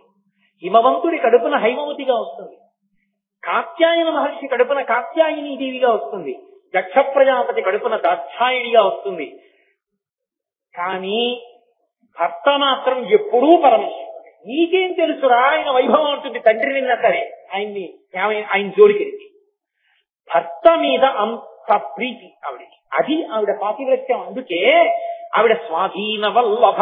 స్వాధీన వల్లభ అంటే భర్తని వశం చేసుకుందని కాదు, ఆవిడ ఎంత అనుగమిస్తుందంటే భర్తని, ఆవిడికి చెప్పకుండా పరమశివుడు ఎవ్వరికీ ఏమీ చెయ్యలేడు. దాంతో మాట చెప్పి చేద్దాం అంటాడు. ఎందుకంటే ఆవిడేం వద్దందో, కానీ ఆవిడకి చెప్పకుండా చేయలేడు. అది అంత అన్యోన్యమైంది. ఏమండి వాళ్ళు చెప్పారు, మీరు అది చేశారా, పోలేని మంచి పని చేశారు అంతనుకోండి, అయ్యయ్యో దీనికి చెప్పలేదే పాపం, చెప్తే పిచ్చిది ఎంత పొంగిపోతుంది. ఏమన్నా కూడా ఉపనయనం చేసుకుంటాక 116 ఇచ్చానే అంటే ఎంత మంచి పని చేశారండి. దాంతో పాటు నా దగ్గర 2 మీవి కొత్త పంచలు 2 దాచాను, ఎవరైనా పెద్దలు వస్తే పెడదాను, అవి కూడా ఇవ్వండి ఇచ్చే మనిషి, దీనికి చెప్పలేదు ముందు అని భర్త బాధపడ్డాడు అనుకోండి, ఆవిడ స్వాధీన వల్లభ. అంతేగాని నేను ఇచ్చినట్టు తెలిస్తే నన్ను చంపేస్తుందేమో అని భయపడి భర్తకి భార్యకి వశుడైన వాడు స్వాధీన వల్లభ కాదు.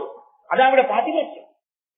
ఇంత అన్యోన్యత దేని వలన సిద్ధిస్తుందంటే అదిగో ఆ స్వరూపాన్ని చూసి నమశివాయ నమశివాయ అని అంటే గొప్ప దాంపత్య జీవిత సంబంధమైన ప్రయోజనములు పొందగలవు. అసలు నీ గృహస్థాశ్రమం పండడానికి కావలసినటువంటి అన్యోన్యత, ఆ తరువాత భోగానుభవము, తదనంతరము వైరాగ్యము, తదనంతరము జ్ఞానము, భక్తితో కూడిన కర్మాచరణము అన్నీ సిద్ధిస్తాయి. అసలు నేను మీతో ఒక మాట మనవి చెయ్యాలి అంటే, యథార్థంగా పురుషుడు గృహస్థాశ్రమంలో ఉండి ధరించాలి అంటే భార్య సహకారము లేకుండా ధరించలేడు. ఎవరో నెల్లూరు నుంచి భగవద్భక్తి తత్పరులైనటువంటి వాళ్ళు నా ఇంటికి వస్తున్నారు. గురువుగారు మిమ్మల్ని చూడడానికి వస్తున్నామండి ఆదివారం నాడు అన్నారు. నేను తప్పకుండా దేవతార్చన మా ఇంట్లో చేసి వెళ్ళండి అన్నారు. మీ ఇష్టం వచ్చినట్లు మాట ఇచ్చేస్తారు, ఎవడు చేస్తాడనుకుంటున్నారు అందనుకోండి. తను నేను ఇంకొకరిని అలా పిలవగలనా? నా భార్య ఎటువంటిదని కాదు, మీ మీద పెట్టకూడదని నా మీద పెట్టుకున్నాను. తను మంచి పని చేశారు. అలాంటి వాళ్ళకి వండి పెట్టుకోవడానికి కాకపోతే గృహస్థాశ్రమంలో నేను ఉన్నది ఎందుకు? నా చేత్తో నేను వండుకుని వడ్డించుకుంటానని అందనుకోండి. నేను సంతోషంగా రేపు ఇంకో 2 ఎవరినైనా అనుష్ఠాన తత్పరుల్ని ఇంటికి పిలవగలుగుతాను. ఏమే యజ్ఞం చేస్తున్నారట, మీరేం ఇవ్వక్కర్లేదు, వచ్చి కోసం పూర్ణాహుతి చేయండి అంటున్నారు. ఓన్లే మనకున్నది మొన్న ఎవరో మోదుగ పుల్లలు తెచ్చి ఇచ్చారుగా, ఆ మోదుగ పుల్లల కట్టోటి పట్టుకుని 1 డజన్ అరటిపడి గురుకులు పెడదాం. ఎవరో తెచ్చిన ఆవు నెయ్యి ఉందిగా అంటే, సరే ఆవు నెయ్యే కాదు, మీకు మాట చెప్పనా, మీరు వద్దనొద్దు అని భార్య. మొన్న మీరు చిత్తూరులో ఉపన్యాసాలు చెప్పినప్పుడు వాళ్ళు కంచి నుంచి తెచ్చిన ఒక 15,000 రూపాయల పట్టు చీర ఇచ్చారు. ఆ పట్టు చీర ఇచ్చేస్తాను, అందులో పూర్ణాహుతి చేయించండి. మీ భార్యనైనందుకు నా అదృష్టం, మీ పక్కన నిలబడి ఇద్దరం కలిసి పూర్ణాహుతి చేద్దామని అందనుకోండి, నేను సంతోషంగా పూర్ణాహుతికి వెళ్ళగలను. ఎందుకు వచ్చిన దరిద్రం మనకి ఎందుకంటారు ఇవన్నీ అందనుకోండి, నేనేం చేయగలుగుతాను? కాకపోతే ఒక్కటి మాత్రం వస్తుంది, వైరాగ్యం వస్తుంది. ఈ సంసారం అది నిలబడే వైరాగ్యం కాదు. కాబట్టి భార్య సహకారం లేకుండా పురుషుడు ధరించడు. పురుషుడి చెయ్యి అందుకొని కానీ భార్య ధరించలేదు. ఎందుకంటే ఆయన చెప్పనప్పుడు ఈవిడేం చేస్తుంది? స్వతంత్రంగా ఈవిడకుంది. ఈ దేవుడు దయ్యం ఇవన్నీ నాకొద్దు, కాబట్టి నీకు తెచ్చిస్తాను, నువ్వు వెళ్ళన్నాడు. ఆవిడ చేయగలదా పూర్ణాహుతి? కూర్చోబెడతారా ఆవిడ పూర్ణాహుతికి భర్త పక్కన లేకుండా? ఉండదు. భార్య పక్కన లేకపోయినా రవికిల బట్ట పెట్టుకుని పురుషుడు చెయ్యొచ్చేమో, భర్త గారి పంచ బొడ్డులో పెట్టుకుని ఆరతి చేయడానికి అవకాశం లేదుగా. కాబట్టి సరి అయిన భర్త దొరకకపోతే భార్య తరించలేదు. ఇది ఇద్దరు ధరించడానికి మార్గం అయింది. ఇప్పుడు ఈ దాంపత్యం అన్నది ఎంత ముఖ్యమైపోతుందో చూడండి. అసలు యథార్థంగా మాట్లాడితే పరమ భగవత్తత్పరుడైనటువంటి వ్యక్తిని కట్టుకున్న ఇల్లాలుందే, ఆమె శరీరం ఆయన శరీరం ఒకసారి వదిలిపెడితే ఆమె ఖాతాలోనే పుణ్యం ఎక్కువ ఉంటుంది. ఎందుకంటే ఈయన చేసిన దాంట్లో సగం ఆవిడికి వెళ్ళిపోతూ ఉంటుంది. ఆ పైన ఆవిడ శ్రీరామ అన్న ఆ ఫలితం ఆవిడకి ఒక్కరికే పడుతుంది. అందుకే 7 తరాలు చూసి పిల్లనివ్వండి అని ఎందుకంటారు? అలా జీవుణ్ణి ఉద్ధరించేవాడు కావాలి. ఇక్కడ 4 మాటలు హోటల్కి తీసుకెళ్తే వచ్చే ప్రయోజనం ఏంటి? జీవుడు ఏమైపోయినట్టు నశించిపోలా? జీవుడు ఉద్ధరింపబడాలంటే ధర్మమునందు నిలబడే భర్త రావాలి. అలా అమ్మా మీ ఇద్దరు లోకమునకు ఆదర్శ దంపతులై ఎన్నో అందించారు తల్లి. మేము కూడా అలా పండాలి. ఆ పండగలిగిన త్యాగభావన మాకు కలగాలి. నమశివాయ నమశివాయ. అందుకని శంకర భగవత్పాదులు దాన్ని ఒకటంగా తీసుకున్నారు. శంకరుల వాంగ్మయం అంటే అలా ఉంటుంది, శంకరుల కవిత్వం అంటే అలా ఉంటుంది. ఒక్క మకుటాన్ని ఆయన తీసుకుంటే, ఒక సంబోధన ఆయన తీసుకుంటే అంత గాంభీర్యం. ఇక నేను నమశివాయ అంటే దాన్ని ఒక్కదాన్నే పట్టుకుంటే ఉపన్యాసం పూర్తి చేయలేదు కనుక కనీసం ఒక్క శ్లోకమైనా చెప్దాం అనుకున్నాను. అలా చెప్పగలిగేటటువంటి అవకాశం కనపట్టలేదు. కనీసం నేను ప్రారంభంలో ఉన్నటువంటి మొదటి పాదాన్నైనా అనే ప్రయత్నం చేస్తాను. అందులో ఆయన అంటారు, తల్లి అమ్మవారి యొక్క అయ్యవారి యొక్క స్వరూపాన్ని లోపల ధ్యానంలో చూశారే. మనం ధ్యానంలో చూడలేకపోయినా పైన చూసినట్టు ఆయన అన్నారు, చాంపేయ గౌరార్థ శరీరకాయై ప్రారంభం చేస్తూ కర్పూర గౌరార్థ శరీరకాయ ధమ్మిల్లకాయై చ జటాధరాయ నమశివాయై చ నమశివాయ.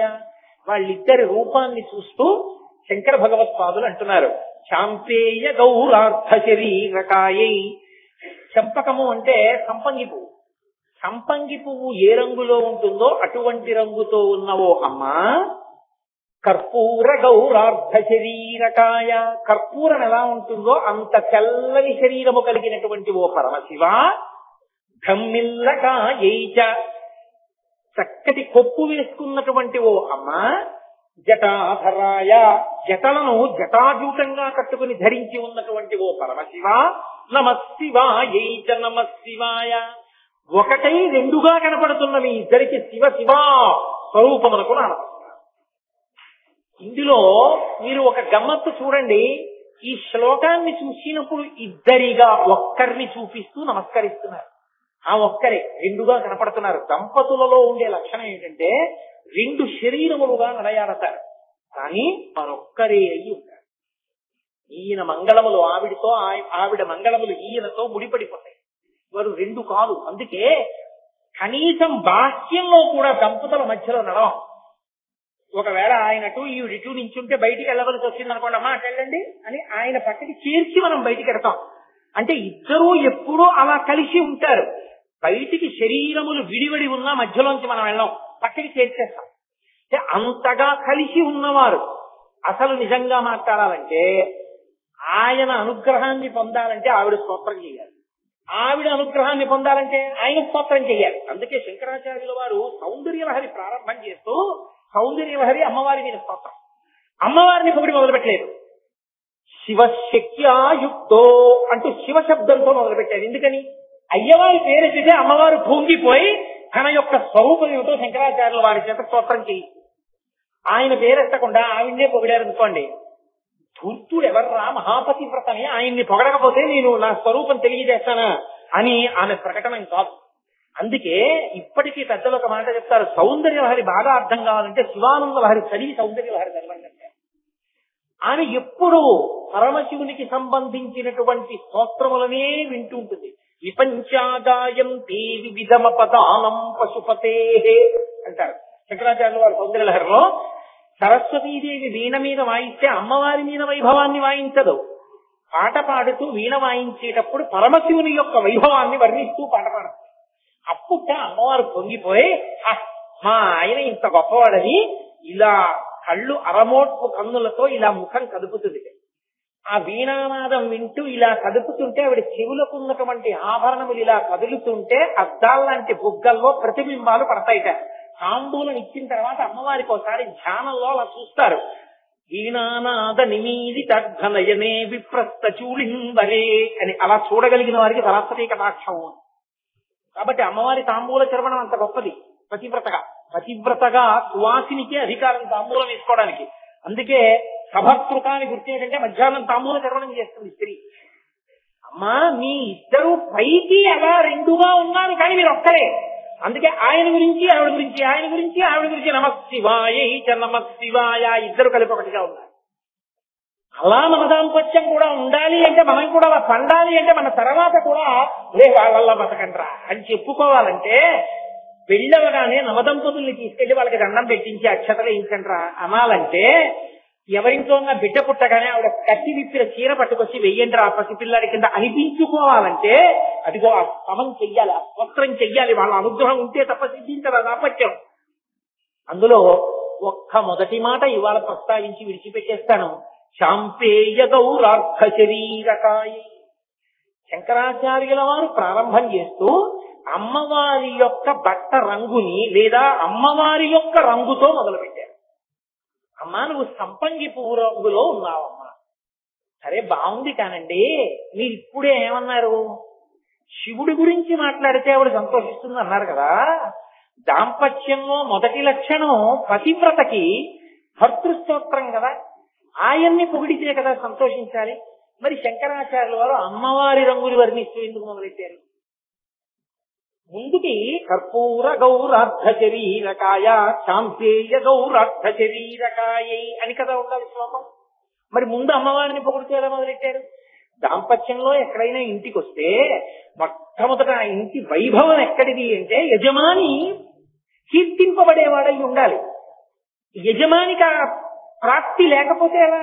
మరి శంకర భగవత్పాదులు అమ్మవారి స్తోత్రం ఎందుకు మొదలెట్టారు అంటే, మీరు ఒకటి ఆలోచించండి. అమ్మవారిని వర్ణిస్తూ మొదలు పెట్టడంలో శంకరాచార్యుల వారు ఎవరిగా కూర్చుని మొదలెట్టారు? శంకర భగవత్పాదులు ఆ స్తోత్రం చేసేటప్పుడు ఆది దంపతుల యొక్క బిడ్డలు. మీరు నేను కూడా ఎవరం? ఆది దంపతుల యొక్క బిడ్డలం. బిడ్డల మొదటి నమస్కారం ఎవరికి? వేదం యొక్క ప్రమాణంలో మాతృదేవో భవ, పితృదేవో భవ, ఆచార్య దేవో భవ. మొదటి నమస్కారం అమ్మకి. అమ్మకి నమస్కరిస్తూ మొదలు పెట్టాలి స్తోత్రాన్ని. అది ప్రమాణం తెలుసున్నటువంటి వాడు స్తోత్రం చేసేటప్పుడు తల్లికి మొదటి వందనాన్ని సమర్పణం చెయ్యాలి. కాబట్టి అమ్మవారిని పొగడడం కిందకి రాదు. కొడుకుగా తన ధర్మమునందు తాను నిలబడిన వాడై ఉండాలి. అంటే నాకు యోగ్యుడైన కొడుకురా వీడు అని తండ్రి సంతోషిస్తాడు. ఓ వీడు వేద ధర్మాన్ని పాటించాడు, వేద ప్రమాణాన్ని. మాతృదేవో భవ, అమ్మకి నమస్కారం చేశాడు. ఇప్పుడు తండ్రి పొంగిపోతాడు. అందుకని కొడుకుగా స్తోత్రం కనుక శంకరాచార్యుల వారు ప్రారంభం చేసేటప్పుడు ఆ స్తోత్రాన్ని శాంతేయ గౌరార్థ శరీరకాయ కాదు. ఇంకొక పెద్ద రహస్యం ఉంది. పరమశివుడు తెల్లటి రంగుతో ఉంటాడు, అమ్మవారు పసుపు ఎరుపు తెలుపులతో కూడినటువంటి రంగుతో ఉంటుంది. ఈ రంగుకి ఈ తెలుపు రంగు రెండూ కలిపి పక్కన పెట్టారనుకోండి, ఓ పెద్ద ఉపద్రవం ఉంటుంది. ఏమిటంటే ఉపద్రవం అంటారేమో. ఈ తెలుపుని ఈ రంగు కప్పేస్తుంది. తెలుపు ఏముందండి? కప్పబడుతుంది. తెలుపు తెల్లటి స్ఫటికలింగం దగ్గరికి వచ్చి ఎర్రటి మందార పువ్వు పెట్టారనుకోండి, స్ఫటికలింగం ఎర్రగా అవుతుంది. అది స్ఫటికలింగం అయినా ఎర్రగా కనపడుతుంది. ఎందుకంటే దానికి ఆ లక్షణం ఉంటుంది. ఇంకొక రంగు వచ్చి చేరిందో తెల్లనిది రంగులా కనపడుతుంది.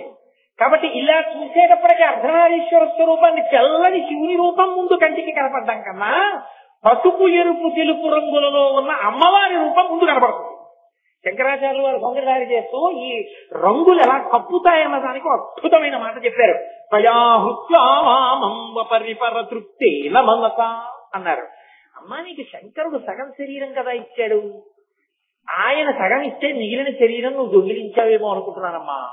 అదేమిటి శంకర అంత మాట నేనెక్కడ దొంగిలించాను అంటే, మరి తెల్లని శంకరుల్లో సగం నువ్వు ఎర్రగా ఉంటే ఈ ఎరుపు కాంతి మిగిలిన తెలుపు మీద కూడా పడిపోయి స్పష్టంగా చూస్తే తప్ప శివుడు కనపట్టాలా, నువ్వే అంతా కనపడుతున్నావు. అప్పుడు మిగిలిన సగభాగం కూడా నువ్వు దొంగిలించినట్లు అవలా ఆయన ఇచ్చింది కాకుండా అని నాకు అనుమానం సుమా అమ్మా అన్నారు శంకరాచార్య. అంటే ఆమె ఆయనను ఎలా కప్పేస్తుందో చెప్పారు. ఈ కప్పేయడంలో కంటికి లక్షణం ఏమిటంటే రంగుని ముందు అందుకుంటుంది. దానికి ఆ లక్షణం ఉంటుంది. అది ముందు ఆకర్షణీయమవుతుంది. అందుకే కంటికి ఉన్నటువంటి లక్షణాన్నే నాయక శబ్దంలోంచి నయన వస్తుంది. ఇది మిగిలిన ఇంద్రియాల్ని లాగుతుంది, నాయకుడిగా నిలబడుతుంది కన్ను. ఏదో నేను ఇలా చూస్తూ అలా చూశాను అనుకోండి, అలా చూసేటప్పటికి ఒక మహాత్ముడు నా కంటికి కనపడ్డాడు అనుకోండి, వెంటనే ఆయన మహాత్ముడు రా అని మనస్సు కడుతుంది. మనస్సు వెంటనే రెండు చేతులు జోడించి ఇలా అంటుంది, అప్పుడు ఇలా అంటే నాయక ముందు కన్ను ఎడుతుంది, వెళ్ళి మిగిలిన ఇంద్రియాలని తీసుకెళ్తుంది. అందుకని నయన ఎప్పుడైతే ముందు కన్ను రంగు అందుకుందో ఆ రంగునే స్వప్నం చేసేస్తుంది నాలుక. అబ్బా జగజ్జనని మా అమ్మ అనగానే వెంటనే నోటి వెంట ఆయనకి కాంపేయ గౌరర్థ శరీరకాయై అని, మా అమ్మ ఉంటే మా నాన్నగారు ఉంటారే పక్కనే, వారు ఉండురులు ఒకరినొకరు విడిచి ఉండరే అని కొంచెం అలా చూస్తే వెంటనే ఆయన తెల్లగా. అప్పుడు వెంటనే మళ్ళీ కర్పూర గౌరర్థ శరీరకాయ. ఇది అనుష్ఠానమునందు ధ్యానంలో చూసినప్పుడు మొట్టమొదట అమ్మవారి రంగు ఎలా కనపడుతుందో చెప్పడం కాదు, దాంపత్యపరంగా కీర్తనం చేసినప్పుడు అమ్మవారు అయ్యవారిని ఎంత కప్పిదాచుకుంటుందో చెప్పడం. కామాక్షి అని మనకి కంచిలో అమ్మవారు ఉంటుంది. ఆ కామాక్షి ఉన్నటువంటి క్షేత్రంలో కాంచీపురంలో శివలింగానికి ఒక్కదానికే ఒక లక్షణం ఉంటుంది, కుచకంకణముద్రితం అంటారు. అక్కడ ఉన్న సైకత లింగాన్ని అమ్మవారు కౌగిలించేసుకుని అసలు ఇంకా శివలింగం కనపడకుండా ఇలా దాచేసుకుంది. ఎంత గట్టిగా కౌగిలించేసుకుందంటే ఆవిడ కంకణములు, చేతికి ఉన్నటువంటి కంకణములు వెళ్లి ఇసుకలింగం మీద ముద్రపడిపోయి, ఆవిడ స్తనములకు ఉన్నటువంటి కుచములు వెళ్లి ముద్రపడిపోయి, అంత గట్టిగా కౌగిలించేసుకుని దాచేసింది శివలింగాన్ని. ఎందుకు దాచేసింది అంటే పరమశివుడే ఆవిడ భక్తిని పరీక్షించడానికి. అదేమిటంటే అలా పరీక్షిస్తాడా అనుకోకండి, లోకానికి తెలియచెప్పడానికి. అది రెండో మాట అవుతుంది. నదిని ప్రవహింపజేశాడు వరదతోటి, నది వస్తోంది సైకత లింగం. అందుకే ఇప్పటికీ కంచిలో ఉన్న ఏకాంబరేశ్వర లింగానికి నీటితో అభిషేకం లేదు, పురుగు నూనెతోటే అభిషేకం చేస్తారు. అది సైకత లింగం, ఇసుకతో చేయబడినటువంటి లింగం. అమ్మవారు తను కొట్టుకుపోతానేమో అనుకోలేదు, శివలింగం కొట్టుకుపోతుందేమో, మా ఆయనకి ఏమైనా అవుతుందేమో అని. శివలింగం అంటే శివుడే, అయ్య బాబోయ్ మా ఆయనకి ఏమైనా అవుతుందేమో అని గట్టిగా కౌగిలించేస్తుంది.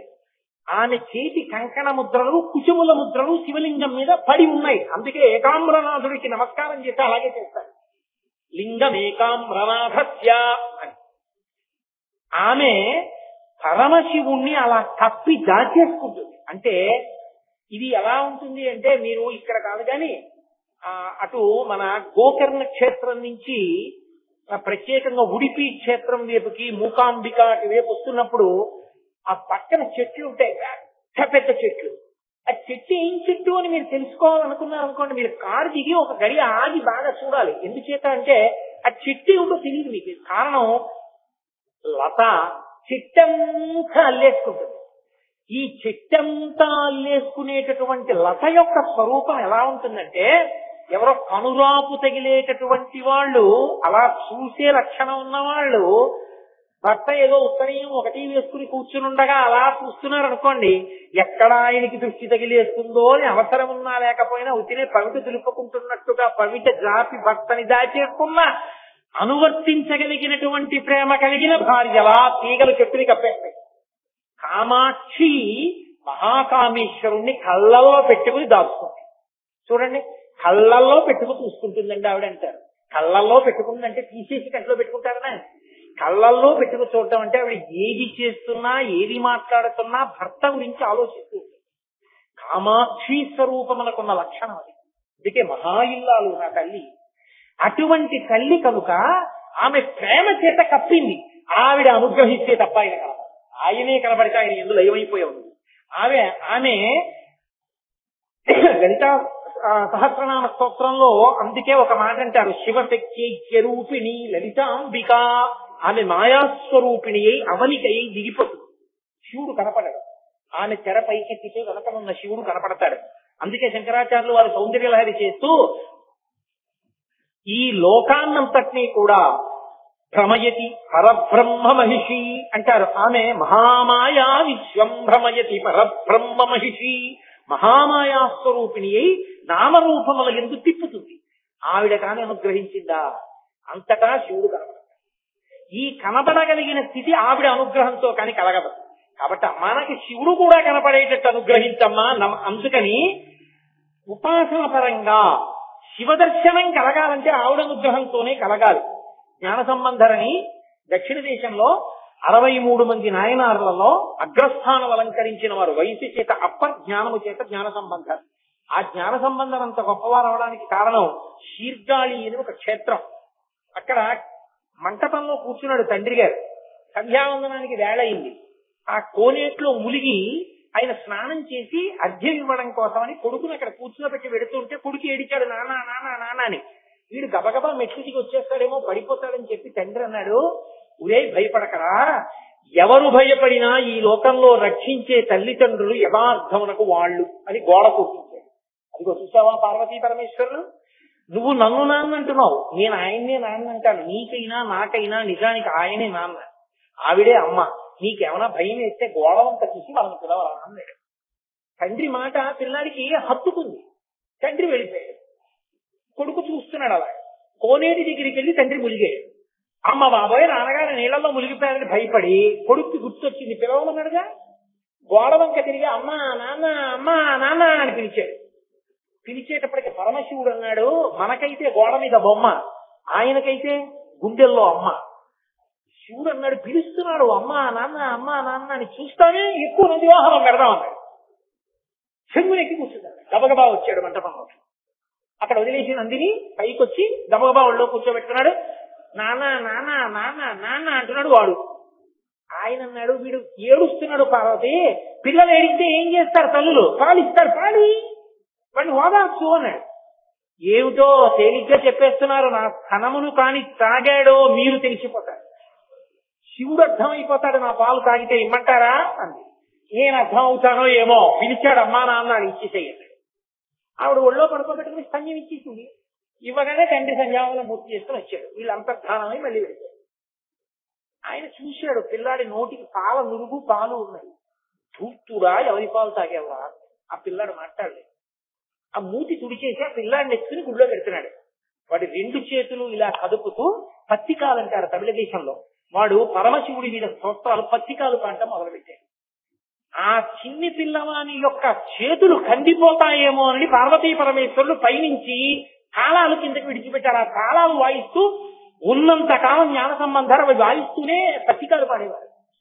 అమ్మవారి కన్యమును తాగినంత మాత్రం చెప్పి ఇదే సౌందర్యాల్లో ద్రవిడ శిశువు అంటారు శంకరాచార్యులు వారు. జ్ఞాన సంబంధ శివ దర్శనాన్ని పొందగలిగారు. అమ్మ అనుగ్రహంతో అయ్యే దర్శనం అవుతారు. ఆవిడ అనుగ్రహించాలి. మహామాయా స్వరూపిణి అయిన తల్లి ఉద్ధరిస్తే శివుడు అర్థం అవుతాడు, సత్యం తెలుస్తుంది. జగత్తు నుండి జగదీశ్వరుడు తెలుస్తాడు. విశ్వములో విశ్వనాథుడు అర్థం అవుతాడు. విశ్వమునందు విష్ణు అర్థం అవుతాడు. దానికి ఆమె కారకం కావాలి, ఆవిడ అనుగ్రహం ఉండాలి. అందుకనమ్మా మొదటి నమస్కారం. కాబట్టి చాంపేయ గౌరర్థ శరీరకాయి కాదు, చాలా బలమైన కారణం ఒకటి. ఆవిడ పాతివ్రత్యం ఎటువంటిదో శంకర భగవత్పాదులు ఆవిష్కరిస్తున్నారు. ఈ ఒక్క కారణం చెప్పి నేను ఇవాళ ప్రవచనాన్ని పూర్తి చేస్తాను. చంపాదేశమునందు పుట్టినటువంటి చెట్టు కనుక, ఆ చెట్టుకు పూసిన పువ్వు కనుక సంపంగి పువ్వుకి చాంపేయ కుసుమము అని పేరు. అది మొదట చంపాదేశంలో పుట్టింది కాదు. చాంపేయ అన్న మాటకు అర్థం ఏంటంటే తుమ్మెదల చేత ఆవరింపబడి ఉంటుంది. మనకి సంపంగి పూలలో 2 రకాలు ఉంటాయి. ఆకుపచ్చ సంపంగి అని ఉంటుంది. ఇది రెక్కలిలా విచ్చుకుని ఉంటుంది, మంచి సువాసనాభరితంగా ఉంటుంది. కానీ దాని మీద తుమ్మెద వాలదు. కారణం ఏంటంటే దానికి తేనె ఉండదు, అందుకని తుమ్మెద రాదు. ఏ పువ్వు మీదైనా తుమ్మెద వాలకపోతే ఆ పువ్వుకి అమర్యాద శాస్త్రం. కాబట్టి ఆకుపచ్చ సంపంగి ప్రీతి అని కానీ, ఆకుపచ్చ సంపంగితో అమ్మవారిని పోల్చడం కానీ ఎప్పుడు చెయ్యరు. రెండవది సింహాచలం సంపంగి అంటారు. సింహాచలం సంపంగి పసుపు, ఎరుపు, తెలుపు 3 కలిసిన రంగుతో ఉంటుంది. మంచి సువాసనాభరితంగా ఉంటుంది. మీరు ఎప్పుడైనా అలా చేశారో లేదో నాకు తెలియదు, కానీ అసలు ఆ సంపంగి పూలతో పూజ చేసి కలిపేసి మరునాడు తలుపు తీసినప్పుడు పూజా మందిరం ఉంటుంది. అవి తమలో ఉన్న సర్వస్వాన్ని పరమేశ్వరుడికి అర్పణం చేశాయా అనిపిస్తుంది. ముచికలు, పువ్వు రేకులు విడిపోయి రెక్కలన్నీ ఇలా పడిపోతాయి. పడిపోయి దానిలో ఉన్న పుప్పుడి కూడా ఏదో అక్కడ రజన కింద పడిపోతుంది పూజామందిరంలో. అది ఇక తనకి అని ఏమీ మించుకోదు. పరమశివుని మ్రోల తాను విడిపోయి ఆయనలో ఐక్యం అయిపోయిందేమో, దీనిలా నేను బతకగలనా అనిపిస్తుంది సంపంగి పువ్వు పూజ చేసి. అటువంటి సంపంగి పువ్వు ఉంది, అది సింహాచల సంపంగి. అమ్మవారిని చెప్పేటప్పుడు శంకరాచార్యులు వారు అదిగో ఆ పువ్వుతో చెప్తున్నారు. చాంపేయ గౌరర్ధ శరీరకాయై. ఎందుకు వచ్చింది ఆవిడికి ఆ రంగు? అసలు ఆమె హిమవంతునికి కుమార్తెగా జన్మించినప్పుడు నల్లని పిల్లగా పుట్టింది. నల్ల పిల్లగా పుట్టింది కాబట్టే కాళీ అని పిలిచాడు హిమవంతుడు. ఆయన పెట్టుకున్న పేరు కాళీ. నల్ల పిల్లగానే ఆమె పరమశివుణ్ణి చేపట్టి. పార్వతీదేవి రంగు నలుపు, అందుకే నారాయణ నారాయణి వాళ్ళిద్దరూ అన్నా చెల్లెలు. శివ శివ అలాగే నారాయణి నారాయణి భార్యాభర్తలు కారు, అన్నా చెల్లెలు. అందుకే అన్నగారు నలుపు, చెల్లెలు నారాయణి నలుపు. ఇప్పుడు ఈ నల్లని పిల్ల కాళీ పరమశివునికి ఇల్లాలైంది. ఆయన కర్పూర గౌరర్ధ శరీరకాయై. పక్కనే చెప్పారుగా శంకరాచార్యులు వారు, చల్లటి శరీరం అయింది. స్ఫటికమణి నిభం. స్ఫటికమణి ఎలా ఉంటుందో, కర్పూరం ఎలా ఉంటుందో అలా ఉంటాడు ఆయన. ఆయన ఇప్పుడు ఈమె నలుపుని ప్రశ్నించలేదు. ఇంత తెల్లగా ఉంటాను, నువ్వు ఇంత నల్లగా ఉంటావని ఆయన అనలేదు. ఆయనకు అటువంటి భావన ఉండదు. అసలు లోకంలో పెద్దలకే ఉన్నప్పుడు ఇక పరమేశ్వరుడు ఉంటుందా? కానీ ఒకానొక నాడు జరగవలసిన దేవతా కార్యాన్ని ఆలోచించాడు. అదే లీలా అంటారు. ఆలోచించి అమ్మవారిని ప్రేరేపిస్తే తప్పది జరగదు. అందుకని ఆయన ఏం చేశాడు, పక్కన కూర్చున్న పార్వతీదేవి వంక ఒకసారి ఇలా చూసుకుని, తన వంక ఒకసారి ఇలా చూసుకుని ఆవిడ ఓ ఆయన రంగు నా రంగు చూస్తున్నారు అని అర్థమయ్యేటట్టుగా చూసి ఓ చిన్న నవ్వు నవ్వి కాళీ అంటే వెంటనే ఆవిడకి ఎక్కడ లేని కోపం వస్తుందా అండి అంటే అలా వస్తేనే అందం. దంపతుల మధ్య ఎప్పుడూ కోపం రాలేదనుకోండి, ఆ దాంపత్యంలో ఏదో దోషం ఉందని.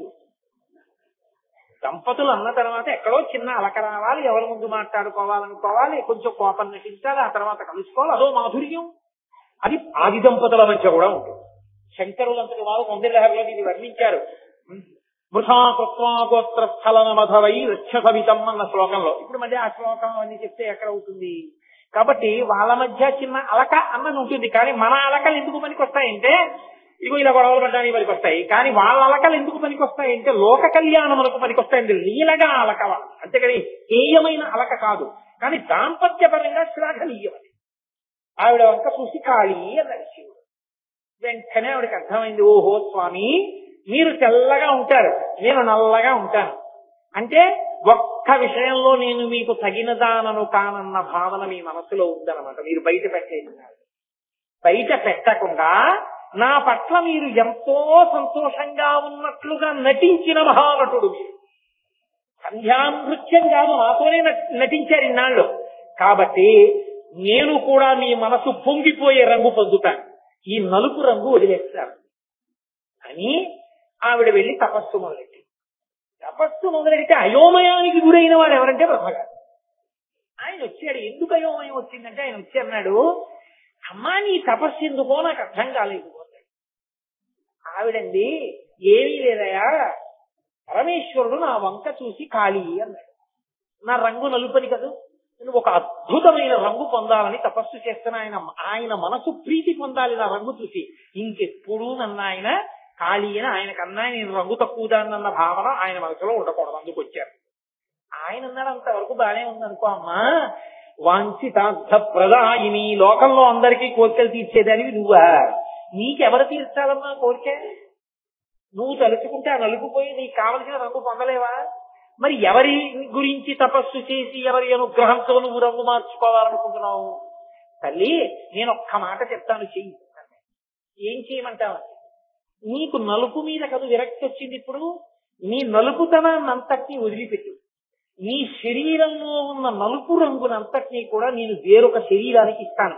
నీలోంచి వచ్చినటువంటి ప్రతిబింబ స్వరూపమైనటువంటి వేరొక శరీరానికి. ఇప్పుడు ఈ నల్లటి పిల్ల దేనికి పనికి రావాలంటే నువ్వు ఆయన ఇల్లాలివి. కానీ నీలోంచే విడిచిపెట్టబడిన నల్ల రంగుతో కూడుకున్న పిల్ల కన్యక, ఆమెకి ఇంకా పెళ్లి కాలేదు. ఆ కన్యక కాళి రూపంలో నల్లగా ఉన్న ఆ పిల్ల శుభ విశుభుల్ని చంపాలి. అందుకునమ్మా కన్యక చేతిలో చచ్చిపోతానన్నాడు కాబట్టి ఆ నలుపు రంగు వదిలిపెట్టు అన్నాడు. ఆమె నలుపు రంగు వదిలిపెట్టు. ఆ నలుపు రంగు శరీరాన్ని పొంది వేరొక అమ్మవారిలోంచే వచ్చిన వేరొక శరీరాన్ని పొంది నల్ల పిల్లగా కాళీ అన్న పేరుతో వచ్చి అక్కడ నిలబడితే కాళీ అమ్మవారికి ఉన్న మొదటి నామం కనుక బ్రహ్మగారు ఇప్పుడు ఆ పిల్లకి కౌశికి అని పేరితే పెట్టి సింహవాహనాన్ని సమకూరిస్తే ఆ పిల్ల వెళ్లి శుంభుల్ని పరిమార్చింది. అంటే రాక్షస సంహారము కొరకు భూత భవిష్యత్ వర్తమాన కాలములు తెలుసున్నటువంటి పరమశివుడు ఆడినటువంటి నాటకం కాళీ అని అమ్మవారి వలన ప్రయోజన సిద్ధి పొందాలంట. అమ్మవారు మాత్రం అయ్యవారితో ఆనుకూల్యత ఎందుకు కించిత్ తేడా వచ్చినా ఆవిడ ఒప్పుకోదు. ఆవిడ పాతివృత్యం అటువంటిది. అన్ని విధాలా ఆయనకి తగిన దానం అవ్వాలి. ఇప్పుడు ఆవిడ అనుకుంది లలిత ఎరుపు రంగులో ఉంటాను, నల్లగా కాళీ ఉంటాను. మా ఆయన నల్లగా ఉన్నందుకు కదా నన్ను అలా అన్నారు. కాబట్టి ఇప్పుడు మా ఆయన మురిసిపోవాలంటే, ఆయన తెలుపు నా ముందు పేలవంగా ఉండాలంటే నేను ఒక గొప్ప రంగు పొందుతానని తెలుపు ఎరుపు పసుపులతో కూడుకున్న రంగులోకి మారి గౌరీ అని పేరు పెట్టుకు వెళ్ళి పక్కన పరమశివుడు చూసి అన్నాడు, ఏమిటి కాళీ అన్నందుకే ఇంత ఉద్ధతి అన్నాడు. ఆవిడంది, ఏమో మీరు ఎందుకన్నా ఇలా కూర్చుని ఇలా చూసి కాళీ అంటే నేను భరించలేకపోయాను. దాంపత్యంలో ఆ పాటి మీకు తగిన దానను కానన్న మాట కూడా నేను భరించలేకపోయాను. అందుకే ఇప్పటికీ ఆడపిల్ల పెళ్లి చేసే ముందు గౌరీ తపస్సు చేయిస్తారు. గౌరీ పూజ చేయించడానికి కారణం ఏంటంటే అమ్మవారికి షోడశోపచారాలతో శ్రద్ధగా పూజ చేసి వీడియో మీద పిచ్చితో ఇటు తిప్పి పూజ చేయకూడదు. అమ్మవారిని పూజ చేసి, అమ్మా మీరు ఆది దంపతులే, నిన్నొక్కసారి కాళీ అంటేనే నీకంత కోపం వచ్చిందే, అమ్మా నేను గృహస్థాశ్రమంలో పెడుతున్నాను, నా సంతోషం అంతా ఆయనతోటిదే కదా, నా అదృష్టమే నువ్వు దొరకడం అని ఆయన అన్నప్పుడు కదూ నా మనసుకి ఆనందం. దానికి మాలిందని అంటే నాకు ఎంత బాధగా ఉంటుందమ్మా.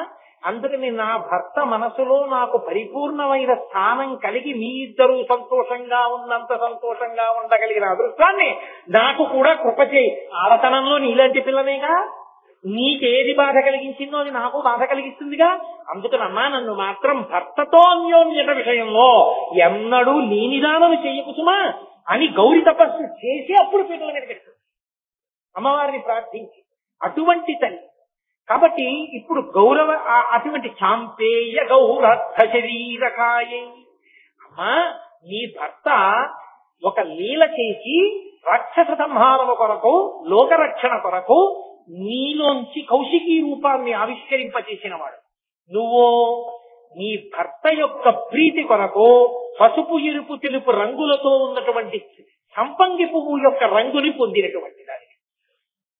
తుమ్మెదలు ఎప్పుడూ గుమిగూడి ఉంటాయి సంపంగి పువ్వు మీద. సింహాచలం సంపంగి తోటల్లోకి మీరు ఎప్పుడైనా వెళ్లారో లేదో నాకు తెలియదు. తుమ్మెదల రొద వినపడుతూ ఉంటుంది అక్కడ. ఎన్ని తుమ్మెదలు తిరుగుతాయో సంపంగి తోటల్లో. రాసుపావులు కూడా తిరుగుతుంటాయి. పరమేశ్వరుని యొక్క చూపులే ఆ తుమ్మెదల బారులు, అమ్మవారి యొక్క ముఖమే ఆ సంపంగి పువ్వు. ఆయనని మహాకామేశ్వరుడిగా నిలబెట్టగలిగిన అందమావిడికి కనుకనే, ఆ పాతివ్రత్యం అటువంటిది కనుకనే కాముణ్ణి కాల్చిన వాడిని తీసుకొచ్చి పక్కన కూర్చోబెట్టుకుని తాళి కట్టించుకుని కామీత బద్ధ మాంగళ్య సూత్ర శోభిత కంధరా అని పిలుచుకుంది. అమ్మా అంతటి పతివ్రతవమ్మా, అటువంటి తల్లికి నేను కొడుకునవడం నా అదృష్టం. అందుకని మొదటి నమస్కారం నీకేనమ్మా. అందుకని చాంపేయ గౌరర్థ శరీరకాయ కర్పూర గౌరర్థ శరీరకాయ. ఇవాళ అమ్మా అయ్యా సంతోషం పొందారు కాబట్టి అయ్యవారి తెలిపేమిటో రేపటి రోజున విందురుగారు. రేపు సాయంకాలం 6:30 ఖచ్చితంగా ప్రారంభం చేస్తాను. ఇక ప్రారంభోపన్యాసాలు పరిచయాలు అవి ఏమీ ఉండవు. చిన్నగా వీరికి మీదకి రావడం ఉపన్యాసం మొదలు.